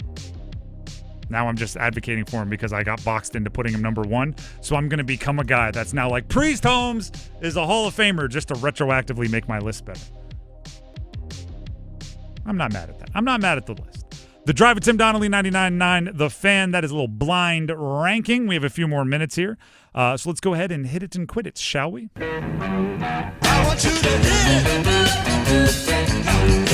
I'll lead us off. Okay. Russell Wilson spoke to the media today. I'm springing this one on you, Dennis. Russell Wilson was just benched by the New York Giants. They're going with their first-round rookie, Jackson Dart. I've part of his. He obviously spoke a lot, and Russ is a bit of a chatterbox at times, so that you can go watch the whole media availability after practice. For me personally, this comes from Russ. For me personally, I'm not done. I know I can help this football team if that comes up. He also talked about, the only things he can control are his attitude and his gratitude, and he had all the, typical Russ Wilson stuff that you would think of. Let's ride. Let's ride. Go Hawks. Barring an injury to Jackson Dart, does Russell Wilson start another NFL football game? I don't see it. It's wild. It is. I'm not saying it's wild like I don't agree with you. I agree with you. Unless Jackson Dart gets hurt, I don't see the Giants turning back to Russ, and I don't see another team bringing him in as a starter, like a tried and true, here are the keys starter. And I don't think he goes anywhere unless he has that. That's just kind of gut instinct to me. But he was as dependable as it comes for like a decade plus, where it was just Russ is going to be out there, they're going to be doing something, he's going to be making money, and he's going to be throwing moon balls. And then feels like the fall off was swift, right? Feels like he was there, he was feuding with Seattle, and then all of a sudden, all of the magic was gone. Yeah, then he goes to Denver and just never regained it. It was weird. He had an office on a different floor, and that was a big issue. He wore a retro of his own jersey walking into the stadium, and it just like little things like that just rubbed everyone the wrong way. And now he's 2 teams after that, and it's just going to be over? Yeah. The end comes quick. It does. For some. Which, by the way, like Russ Wilson not being able to end on his own terms, if you are somebody out there that gets to end your career as an athlete on your own terms, thank the stars above or whoever you thank, because it is unbelievably crazy how many all-time greats get told by the game, nah, you're done, rather than them saying, I'm ready to walk away. And if you're all-time great, like actually you're a Steelers fan, if your favorite all-time great, somebody like Ben Roethlisberger, is allowed by the team to age a little, not what he once was, but still go out on his own terms, that is a loyalty that doesn't exist in sports very often. So, thank the team for those types of things happening.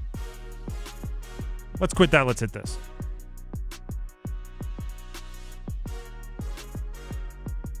Let's do that hockey. Tim, there's some people that are mad in Canes fandom. So the Canes revealed their new helmet sponsors for some games this season, for home games this year. It's First Citizens Bank. Yep. Helmet sponsor. So there's their logo, their decal is going to be on the side of the helmets. So this is, again, for home games. Their home helmet branding partner is going to be First Citizens Bank. We've seen Nucor, we've seen Lenovo, we've seen a couple different things there. And I guess this really has upset some Canes fans, yes, Tim, because of the simple fact that the First Citizens Bank logo has blue in it, and obviously that clashes with the colors of the Carolina Hurricanes because red and black. All right. It has upset some people, Tim. This is, first of all, an acknowledgement that you are heard. Yes. I hear you, Canes fans that are really mad about this. I hear you. Now, here's the part you're not going to like. I disagree with you wholeheartedly. First Citizens Bank is supporting the Carolina Hurricanes.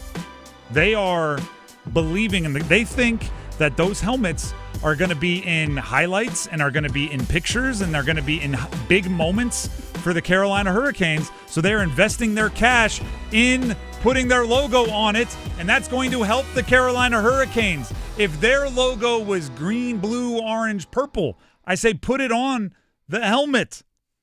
As sure enough, someone in our YouTube live chat, Brandon, just said the blue does look awful, though.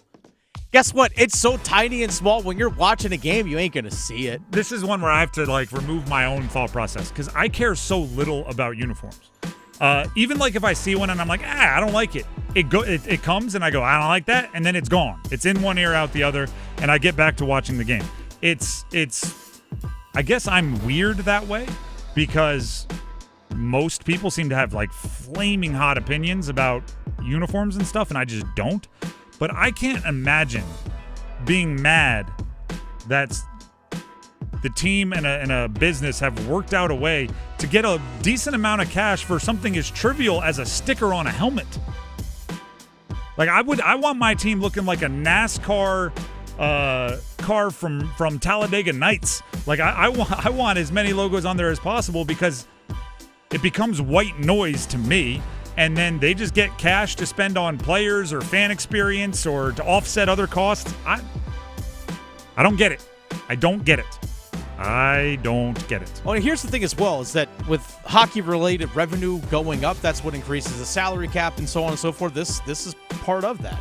Actually, yes. And the Canes have, I don't have this actual fact in front of me. It feels like they have more long-term contracts than anyone else in the league. Yeah. Which means the more cap goes up, they are the ones benefiting from it darn near the most. Mm-hmm. So in the next 2 years, you want the league to find all of the revenue so the cap goes up before the Jarvis contract, the Ehlers contract, before any of those contracts come due again, because they're just going to look better. So how about that? Put more ridiculous logos, take more money, raise the cap more, and the Canes benefit. And you know what? If you buy Canes apparel, that logo's not on it. It's literally a helmet sticker. I'm confused by it. So I hear you. You are heard. If that's all you needed, if you just need to vent, you just need to get some things off your chest, you are heard. And you're disagreed with. How's that taste? Little hit and quit it here. How about Bill Belichick on Us Weekly? Bill Belichick and his girlfriend are on Us Weekly. Dennis, there's a lot of different ways we could talk about this, and we have talked about it in a few different ways. Here's the question I'm posing to you. Will the general public at large ever get tired of it? Yes. Oh, that's a difficult one. I'm sure Us Weekly knows if they put that picture on the cover, they're moving merch, right? They're moving magazines. People are picking it up and they're buying it. So that's why they're doing it. I mean, clearly there's an audience for it because I had a lot of people show me this past weekend or on Sunday, or people sending me, oh, did you see Jordan Hudson on the sideline before the game? And then you sitting in the stands at a visiting opponent. So many pictures. So many pictures, but people talking about it and all that kind of stuff. So guess what? Yeah, there is an appetite for it, even though people might get sick of it, but there is an appetite for it for sure. My question is, will it jump the shark? Will at any point in time it get to the point where, SportsCenter leads with it and people turn the channel rather than go, oh, what'd they do this time?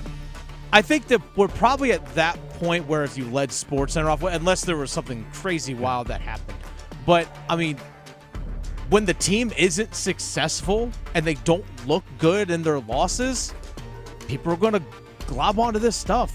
Yeah, well, to me, it becomes a bigger story if it's either end of the spectrum. If they're middle of the road, if they finish with 6 wins and they're all by 10 and none by, no losses by more than 10, that's when I think it'll get bored. If they're really bad or really good, things will change and they'll get crazier.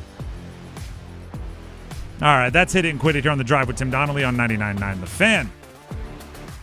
Before we move on, we have our weekly conversation with NC State former quarterback and longtime NFL quarterback Mike Glennon. Before we get there, Tim Donnelly for Bailey's Fine Jewelry, specifically the Fox and Bailey watch shop located inside Bailey's Fine Jewelry. I was thinking about this the other day. I need to make sure because I'm such a watch fiend, right? I'm a big fan of watches. I wear watches. I like knowing about watches. I need to make sure that I don't just highlight the watches that I like, right? Because I have such strong opinions on what I would wear, but part of what I love about a watch is what I would wear is not what you would wear, maybe, right? We all have different opinions. We all have different personalities, and we can show that on our wrist. It's kind of like a little flair, right? You wear this, if you're like me, you wear like the same 10 shirts in rotation. So you need something to make you feel a little special, right? It's a business day. Throw on a little dressier watch. All right, it's a fun day. Throw on a watch like the one I'm wearing today. It's red. It's a G-Shock.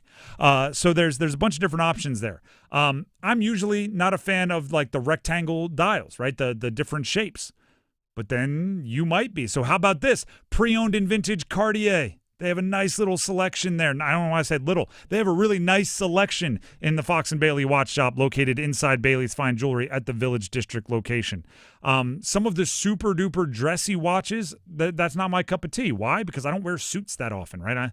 Most of my friends are married now. I don't know when the next wedding I'm going to is. But that doesn't mean I can't appreciate a Glashütte Original watch company watch that some of you might wear every day if that's your cup of tea. So basically what I'm saying is go check it out for yourself. I'll sit here and highlight Omegas and the pre-owned and vintage Rolexes and the Hamiltons and the G-Shocks and the Timex and so many of these watches till I'm blue in the face, but you have to go find what fits your personality and your style, and I can darn near guarantee it. They have it at Bailey's Fine Jewelry and the Fox and Bailey Watch Shop. So go. It's in the Village District location in Raleigh. Check it out for yourself, and when you're there, let them know you heard about it right here from me, Tim, on 99.9 The Fan. As promised, Mike Glennon stopped by the studio earlier today. We recorded a conversation for you, and it's coming up next. Get crazy, Canes fans. It's hockey night in Carolina. Game over! Sebastian Aho wins it in overtime! Storm Watch with Adam Gold at 5:30. Puck drop at 6. Here come the Hats! A natural hat trick for Marty Natchez! On your exclusive home for the Carolina Hurricanes, 99.9 The Fan. It's the final shot at the Championship 4. NASCAR Playoffs Weekend at Martinsville Speedway, October 23rd through the 26th. Get your tickets now at martinsvillespeedway.com. Ticketmaster, the official ticketing partner of NASCAR. This is Gordon Miller from Miller Lending in Cary. Over the years, I'm often asked why we made the choice to become one of the only mortgage companies in the state to provide loans without closing costs as a primary source of funding. And my response is always the same. How did closing costs ever become a thing? Who was that first person who asked for a lower rate, heard it would cost $15,000 to save $50 a month, smiled and said, "That'd be great"? Recently, we're noticing a trend of large national lenders quoting low rates but with a high APR. This is the definition of what happened when that first person asked for a lower rate but ignored how much it would cost. Quotes today are a two-part process. It's not just the rate, but what are the closing costs? At Miller Lending, we simply don't believe you'll keep your loan long enough to realize additional savings. So before you throw away thousands of dollars in needless fees, pick up the phone and call Miller Lending today. 919-447-3377, or simply apply online at millerlending.com. Miller Lending is an equal housing lender and MLS number 250-2146. Hey, folks, Dennis Cox here from my good friends over at Raleigh Weight Loss Center. Folks, if you have struggled with your weight, you definitely need to listen to this. Through the program at Raleigh Weight Loss Center, I have lost over 35 pounds. And I'm approaching almost 40 pounds lost thanks to Raleigh Weight Loss Center. And that's just the start. The goal with Raleigh Weight Loss Center is not just to reach a target weight. It's to help you maintain that target weight once you get there. So many of these fad diets, it's up and down, up and down, up and down. Raleigh Weight Loss Center wants you to keep it down once you reach that weight. No shots or injections, just restarting and resetting your metabolism. That way your body can do the natural thing. My clothes fit better. I'm sleeping a lot better. I'm not snoring as much as night.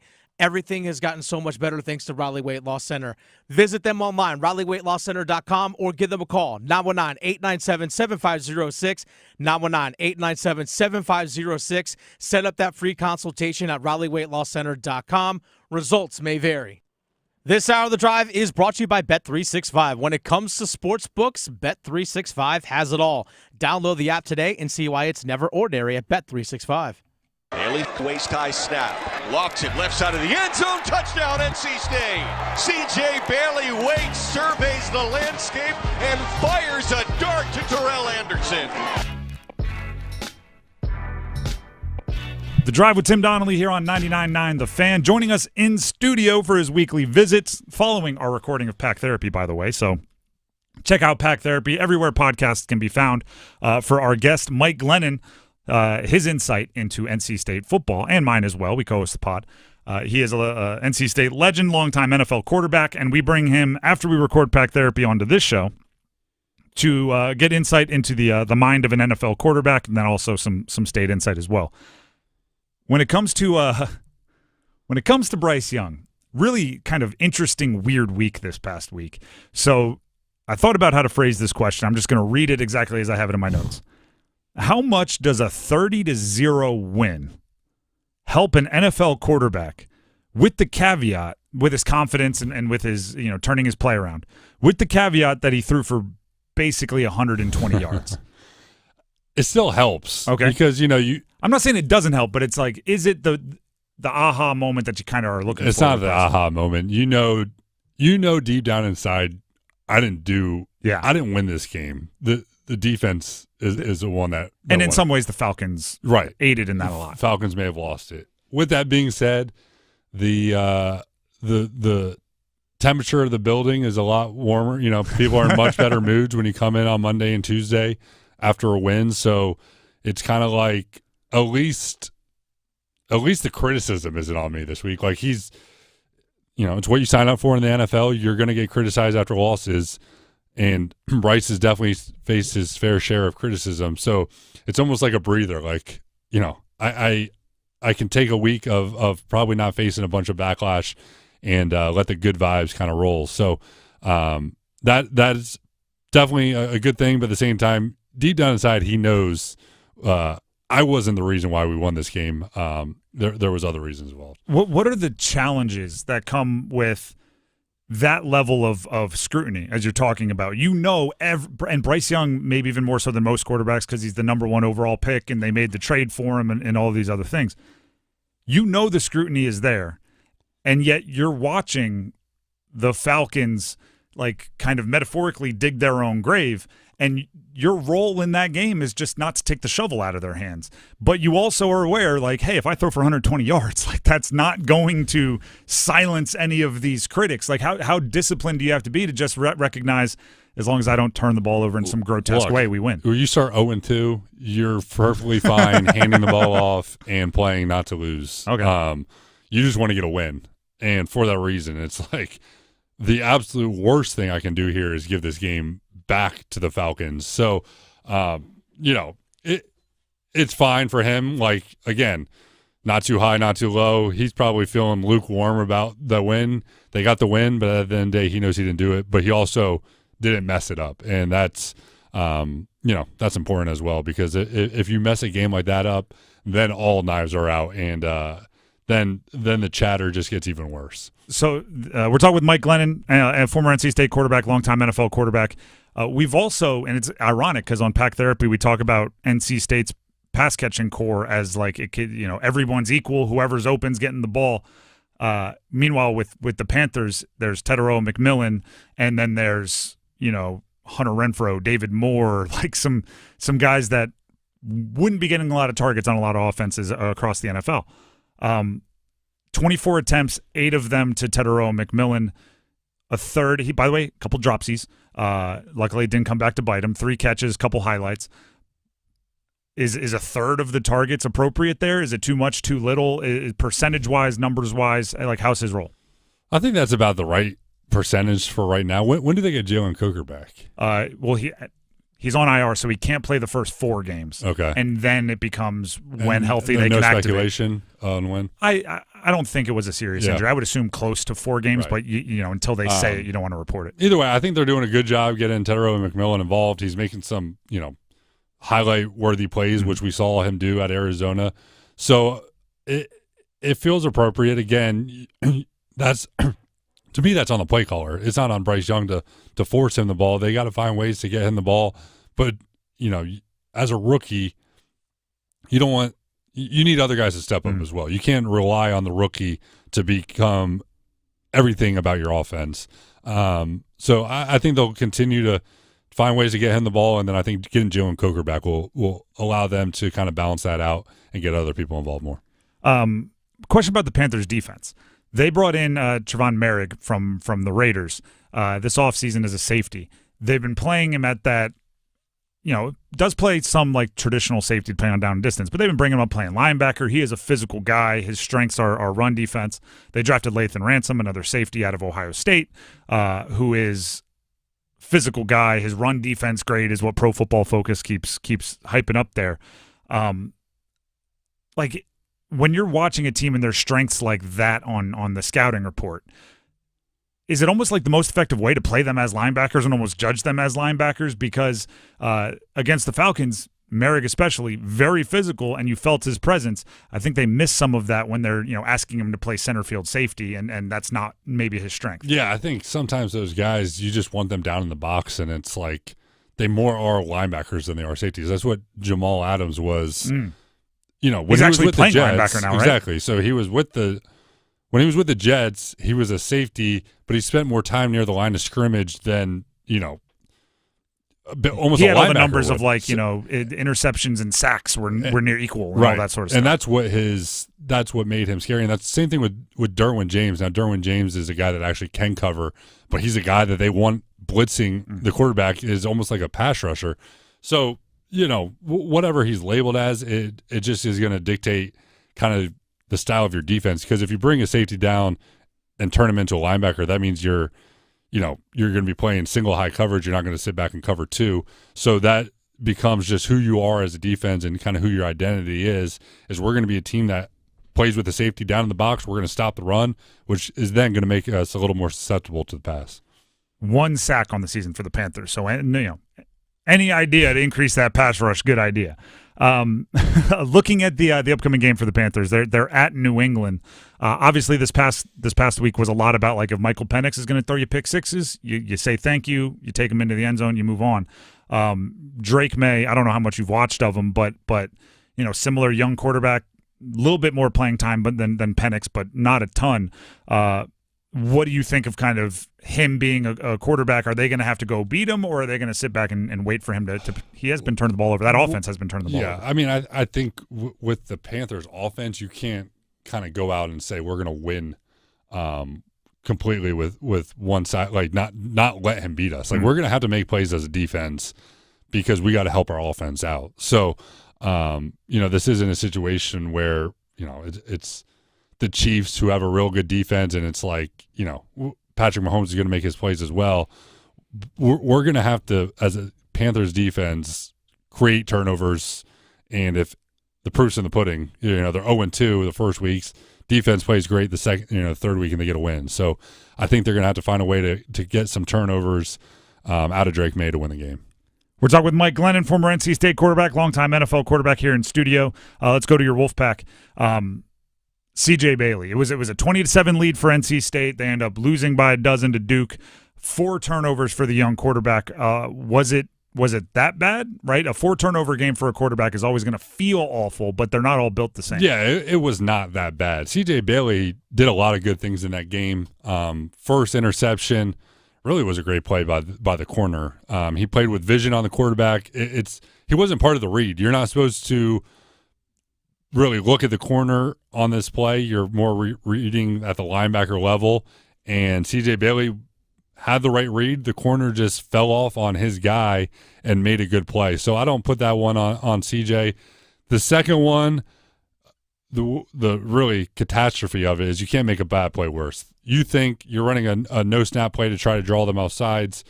Defensive end timed it perfectly. I don't think he was offsides. And he kind of panics and throws a costly interception.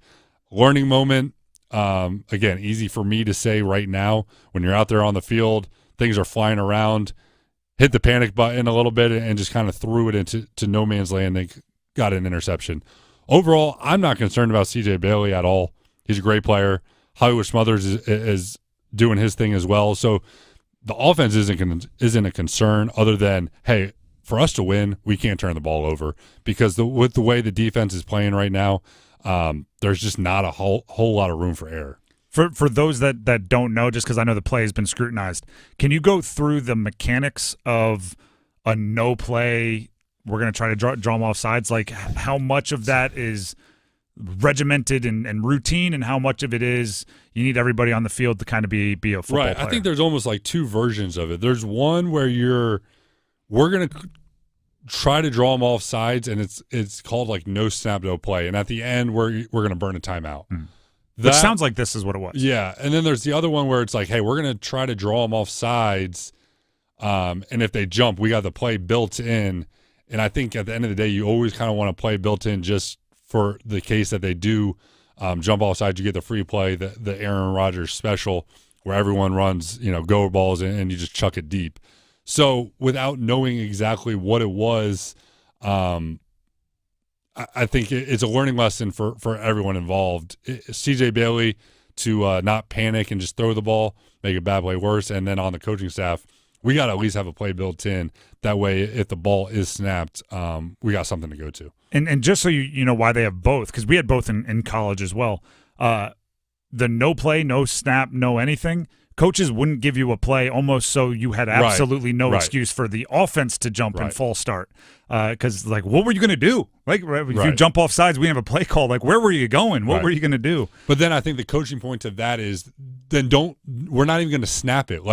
You make sure the defense almost the offsides guy engages with contact. Has contact where they have to blow the whistle.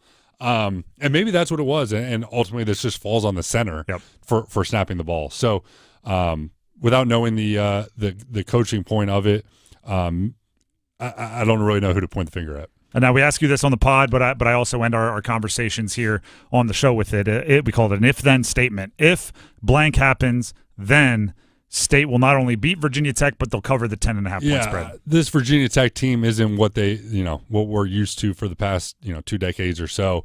Just fired their coach. Not a lot of good going on there. So really, I think it just comes down to the defense. They can't give up too many points. So if NC State holds them to under 25 points, then NC State wins the game. Once again, that is Mike Glennon giving our if-then statement for the week. We'll see if it proves correct. He's 3 for 3 on the if-then statement coming true. That doesn't necessarily mean it was always good for State, right? Because the if part didn't happen this past weekend, then State didn't win. So we'll see if that one comes true this week. Before we move on, Tim Donnelly for 99.9 The Fan, and I want you to download our 99.9 The Fan app. It's brand new and it's awesome. And if you don't believe me, check it out for yourself. Go to 99.9 The Fan, search for it, Google Play Store, App Store. Please give us 5 stars while you're there, by the way. You can also visit 999thefan.com if you want to enter for a chance to win a pair of tickets to see Ed Sheeran. That's Ed Sheeran, pop superstar, at Bank of America Stadium in Charlotte on October 17th, 2026. So a long on-ramp there for you to get ready and planned. 99.9 The Fan app or visit 999thefan.com to enter to win the Ed Sheeran tickets. Before we get to the starting 5, and we are inching closer to a Canes game tonight, here's Dennis Cox. That's right. Dennis Cox here for my friends over at Loan Pronto. Folks, are you trapped on a high-rate mortgage, maybe watching your hard-earned money vanish away every single month? Well, stop. Right now, Loan Pronto, they are delivering the lowest mortgage rates in 3 years. Loan Pronto's rate reduction home loan program is a streamlined, low-cost way to slash your house payments by hundreds of dollars a month. Lock in a fixed rate as low as 4.99% APR and close in as little as 2 weeks. No appraisal needed in most cases, and here's the kicker. You could skip your next 2 house payments entirely. Don't wait, folks. Rates this low won't last. Call Loan Pronto now for your free, no-obligation quote. Imagine lower payments, more money in your pocket, and a fresh start with a better mortgage. Call 919-381-1760 or visit loanpronto.com to lock in your new low rate and skip those next 2 payments. Don't let high rates hold you back, folks. Call 919-381-1760 or go to loanpronto.com right now. Equal housing lender, NMLS 1661781, subject to lender approval, NMLSconsumeraccess.org. The Drive with Tim Donnelly, 99.9 The Fan, has the starting 5 next. Don't go anywhere. Get crazy, Canes fans. It's hockey night in Carolina. Game over! Sebastian Aho wins it in overtime! Storm Watch with Adam Gold at 5:30. Puck drop at 6. Here come the hats! A natural hat trick for Marty Natchez! On your exclusive home for the Carolina Hurricanes, 99.9 The Fan. Truck lovers, listen up. Right now at John Heister Chrysler Dodge Jeep Ram in Lillington, get a massive 20% off all new 2025 Ram 1500s in stock. That's right, 20% off America's favorite truck, loaded with power, tech, and style. And no one in this area has a better selection to choose from. Drive more, tow more, save more. Nothing stops Ram. See dealer for details. Get off your keister and get to Heister for the Drive into Fall sales event. John Heister Chrysler Dodge Jeep Ram in Lillington. MGK presents the Lost Americana Tour.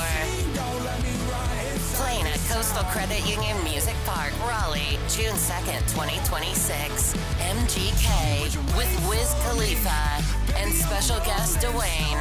The brand new album Lost Americana is available everywhere now. Pre-sale for City Card members is available now through Wednesday at 10 p.m. at livenation.com. Hi, I'm Chef Franklin Becker. You know the jingle. Now discover the facts about Ozempic, a GLP-1. There's only one FDA-approved Ozempic made by Novo Nordisk. Learn about the real thing. Talk to your healthcare professional today. Call 1-833-OZEMPIC or visit Ozempic.com to view the medication guide and to learn more about Ozempic. Semaglutide injection 0.5, 1, and 2 milligrams.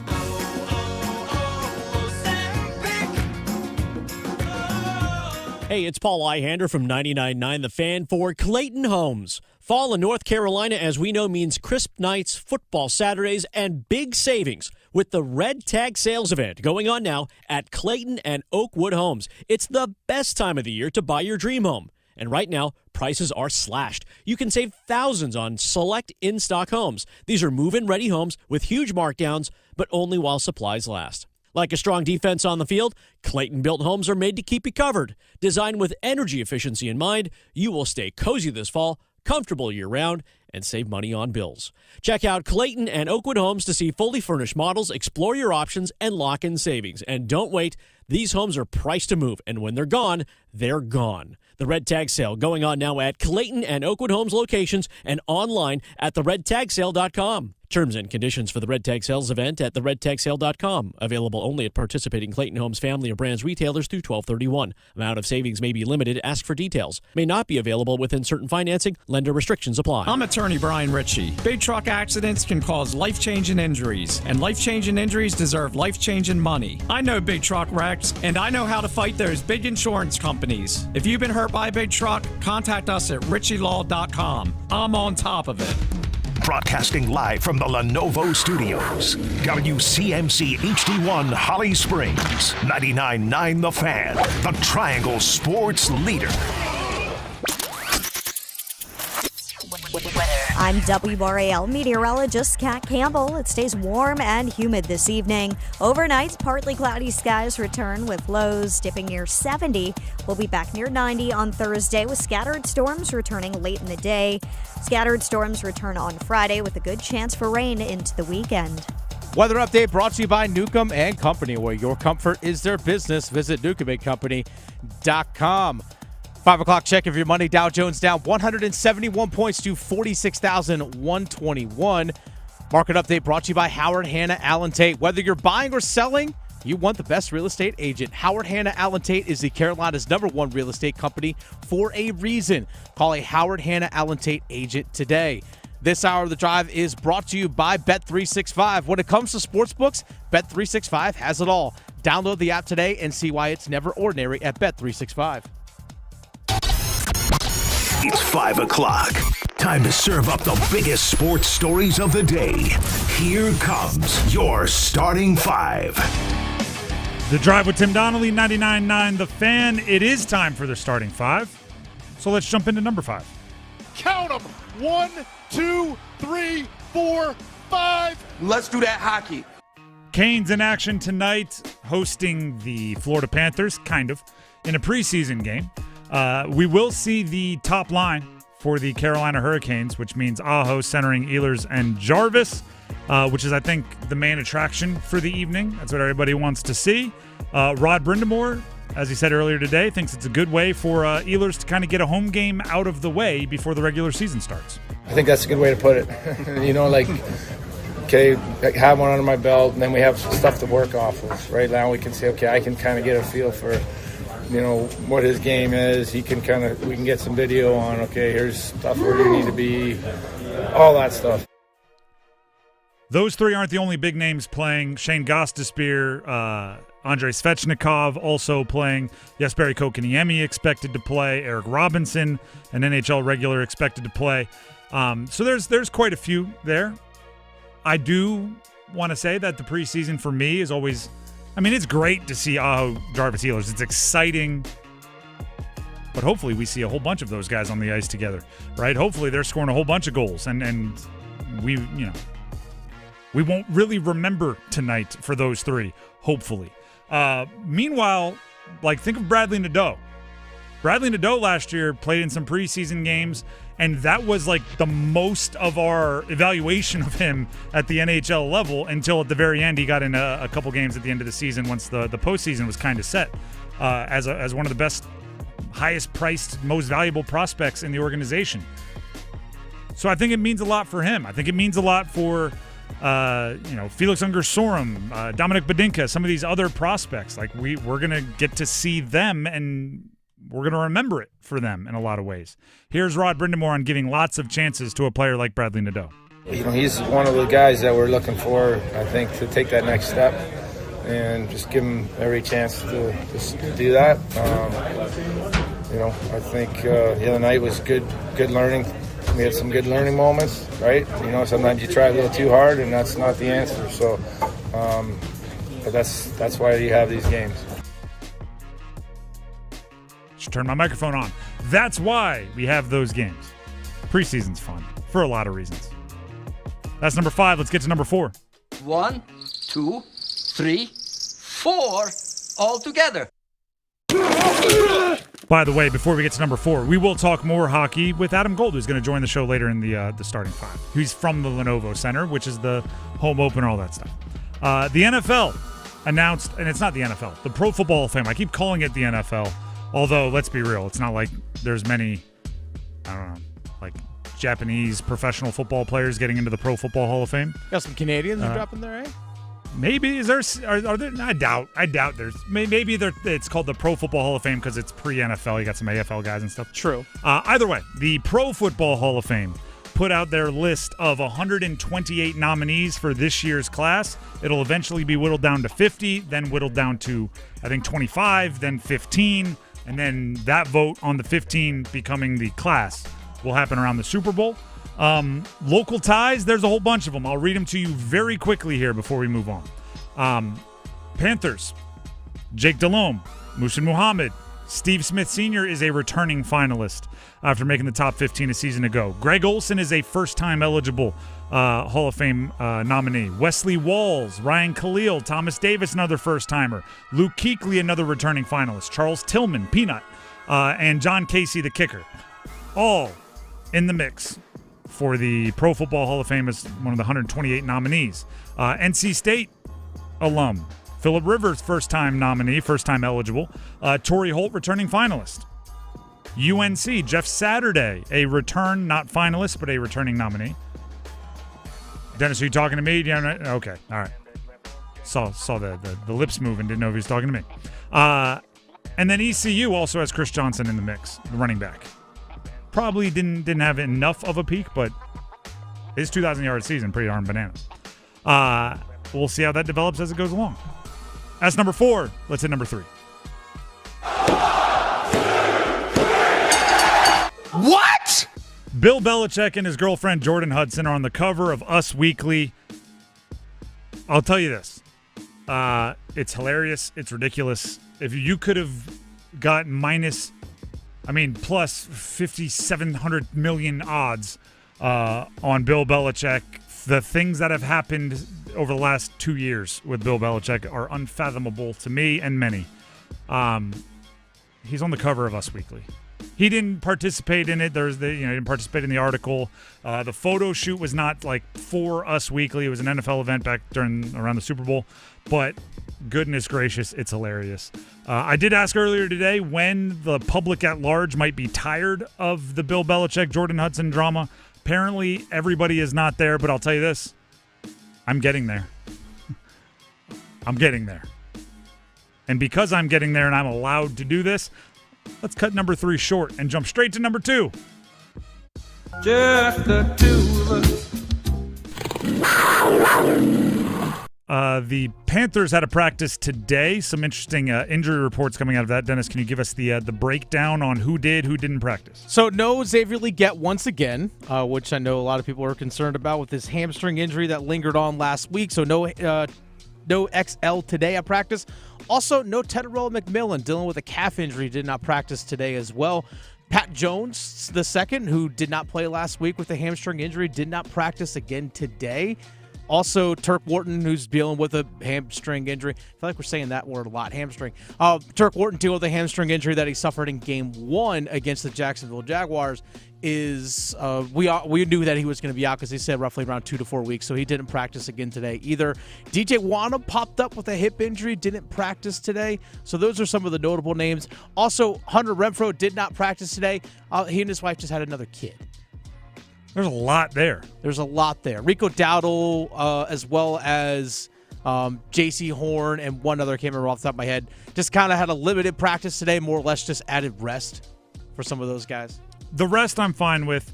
We have an update here. Nick Carboni from WCNC. Was the other one, sorry. Okay. Those are like tried and true veterans. Nick Carboni from WCNC up there in Charlotte has a picture of Tetairoa McMillan speaking to the media and says Tetairoa McMillan expects to play Sunday, which is good to hear. I'd still like him to be, all the way out there 100% practicing, but hey, beggars can't be choosers. It seems like the target share for Tetairoa McMillan just keeps going up and up. It's almost like a last man standing in the pass catching corps. Jalen Coker's already down. Adam Thielen forced the trade, requested the trade. I don't know, gave out vibes that he wanted the trade. He's gone. Now you have Xavier Legette out with the injury, Jatavian Sanders out with the injury. There's just a lot of targets that seem to be funneling towards Tetairoa McMillan, which I don't hate him getting the work, but I wish it was by choice, not by default. Well, let's not forget as well that he had a little bit of a lower body injury. If I remember correctly, it was either it may have been a calf injury that he dealt with in the preseason. Mm-hmm. So there was a little bit of time during training camp where he dealt with a little bit of a lower body injury during that time as well. So it could be something that's just lingering a little bit and just, hey, you know what? We definitely, you are our number one guy. If we just got to give you a little bit of a rest on a Wednesday to make sure that you're good to go on Sunday and weeks going forward, then I'm okay with that. Just get in the film room with Bryce. Make sure you're on the same page. Exactly. You can sit with a calf. Stand there on the jugs machine. Just catch passes. He and Legette walked out together. So hey, and there's that. At least they're buddies. I'm curious to see how long this is going to linger for Legette. For a guy that's built on like his body and his prototype of, or not prototype, but I guess his makeup as a receiver is his physical gifts in terms of his explosiveness and speed. I'm curious how the confidence is going to be in the hamstring when he actually does come back. I would be cautious for that reason. Yes. He's not, I mean, let's not act like he was being super productive anyway. Mm-hmm. He's not worth it if he can't burst by people, if he can't take the top off a defense. So make sure he's all the way there. And I think they will. I think they're usually pretty cautious with that kind of stuff. Also, on the other side for the New England Patriots, as we talked to our friend Chris Mason from Mass News Live, looks like Christian Gonzalez is going to play this coming week as well. So if McMillan's going to go out there and play this Sunday, he's going to be matched up with Christian Gonzalez, one of the best corners in the entire league. It's going to be a heck of a matchup for that young man. And let me make sure I get this right. One of the things I really liked, and I was high on Christian Gonzalez during my NFL draft nerd stuff during his draft class. One of the things I really liked about him, he is 6'1", long arms. There's not many guys that are even like, they might not be eye to eye, but are even looking like nose to eye with Teteroa McMillan. A lot of them are catching chin eye level or collarbone. He is a bigger wide receiver, which makes that a very interesting matchup. Maybe you can't just lean on throw it up as much as you would for someone else. All right, that's number 2. Let's get to number 1. Joining us on the Heister Automotive Group hotline all the way from the Lenovo Center. We passed when he was leaving this studio after hosting his show, and then I was coming into the studio, and I said, I'll talk to you in a little bit. Adam Gold joins us from the Lenovo Center ahead of the Canes hosting the Florida Panthers tonight in their second preseason game. Adam, thank you very much for joining us. And pleasure. There you go. And we have just a fantastic connection here, which is great. Oh, yeah. Yeah. How excited are you to see the top line? That's what everybody wants to see. It's Aho centering Jarvis and Ehlers. How excited are you? The Sebastian Aho trio. I hope that they will play sweet music for everybody. Look, it's going to be fun. These guys have practiced now for, 4 days, 5 days, something like that. And, it's about time to see them go against somebody not, like, in the same locker room. So I think it's going to be a blast. Ehlers is a slick playing, puck-moving guy, creative offensively. He can bury shots.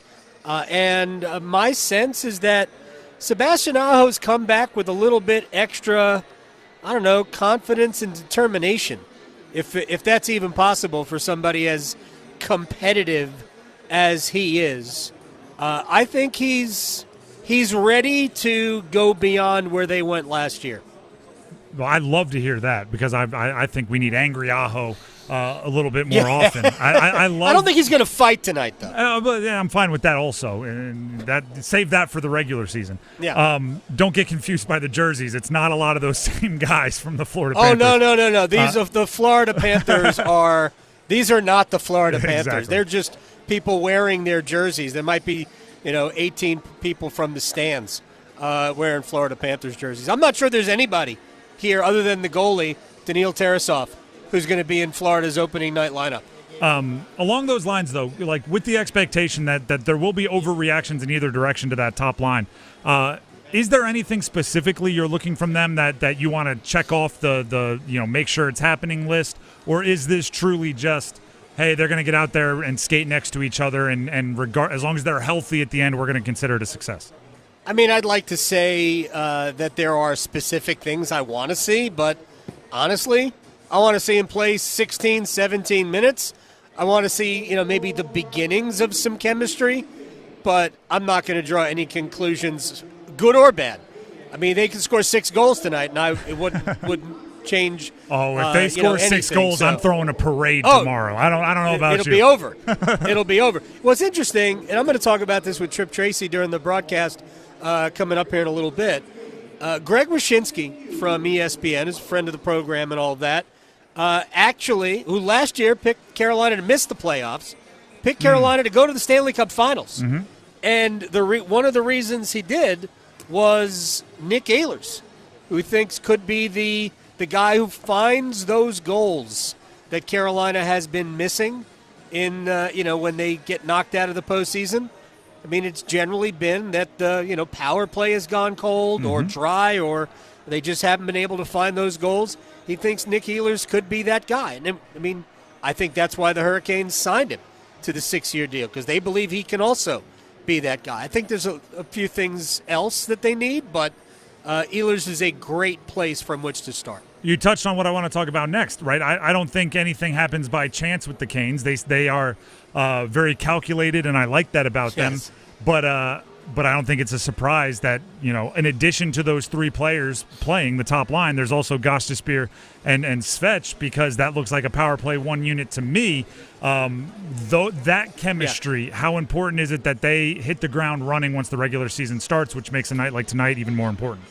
Yeah, the power play unit, it's going to take time, and I don't think personally, I think if you asked Rod Brindamore, would you like what we saw on Monday, 6 power plays or no power plays, I think he would vote for no power plays. I think at this point you'd probably just rather get your 5-on-5 game going, because it also gives more guys a chance to play more.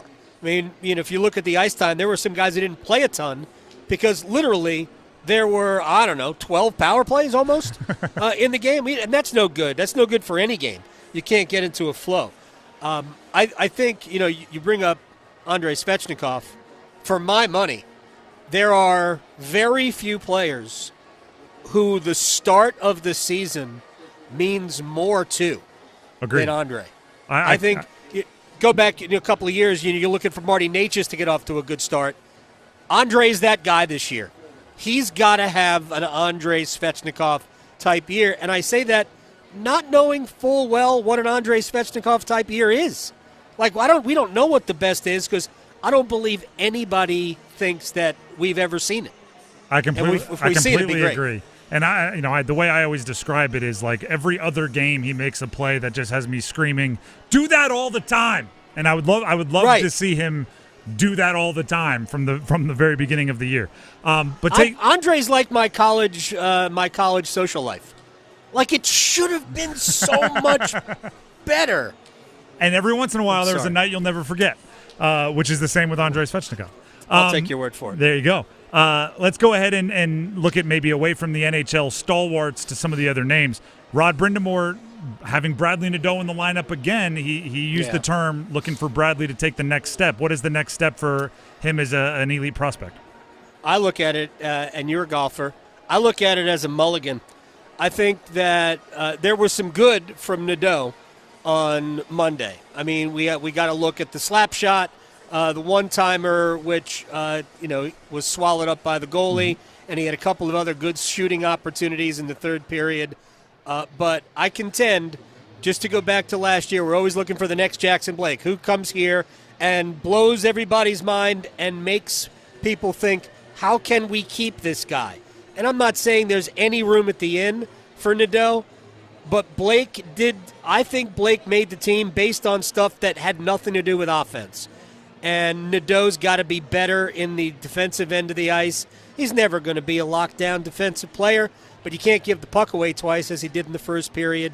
And I think those are the things that Rod wants to see better. The offense we know is going to be there. He's a goal scorer. He is an offensive creator, and that's great. We want to see those things, but it's the other things from Nadeau that have to be better than they were on Monday night. We're also going to get a second look at Charles Alexis Legault, and I think he's going to play more than the 15 and a half minutes he played on Monday. Last question for you, and this is more about the last game than this one, but with Jesperi Kotkaniemi playing tonight, the centers are always going to be a thing.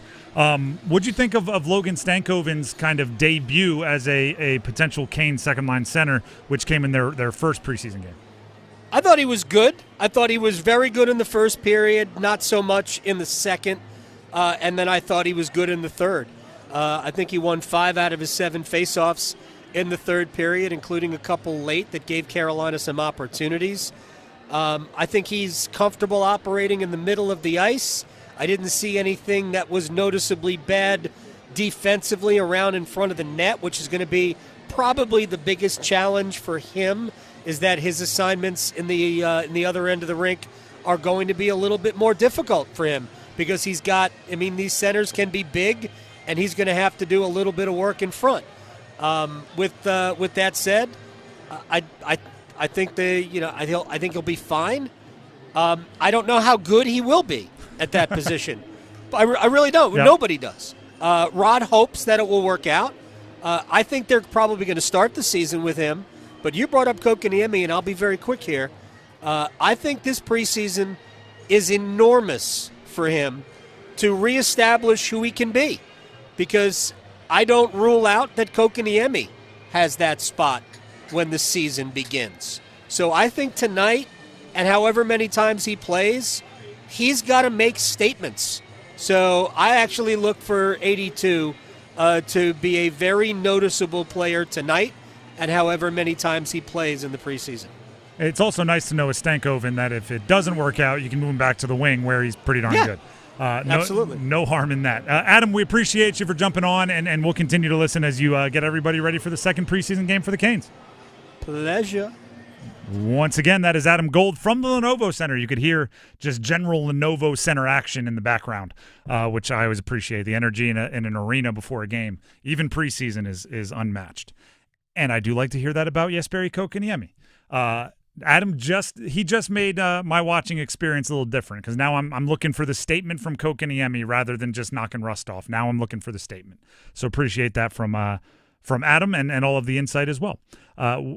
And then, yes, I will just be watching the top line for fun highlights because that's what I want to see. The Drive with Tim Donnelly, 99.9 The Fan, coming to a close. A little early today to make way for some Canes hockey. You can listen on the app, 99.9 The Fan, the app. Download it. You can listen to the game there. And you can listen to our show tomorrow, which starts back up at 3 there as well. Until tomorrow, everybody, download the app, subscribe to the YouTube. I think that's everything. We'll see you tomorrow. Have a great night. Enjoy the game. Morning, Zoe. Got donuts. Jeff Bridges, why are you still living above our garage? Well, I dig the mattress, and I want to be in a team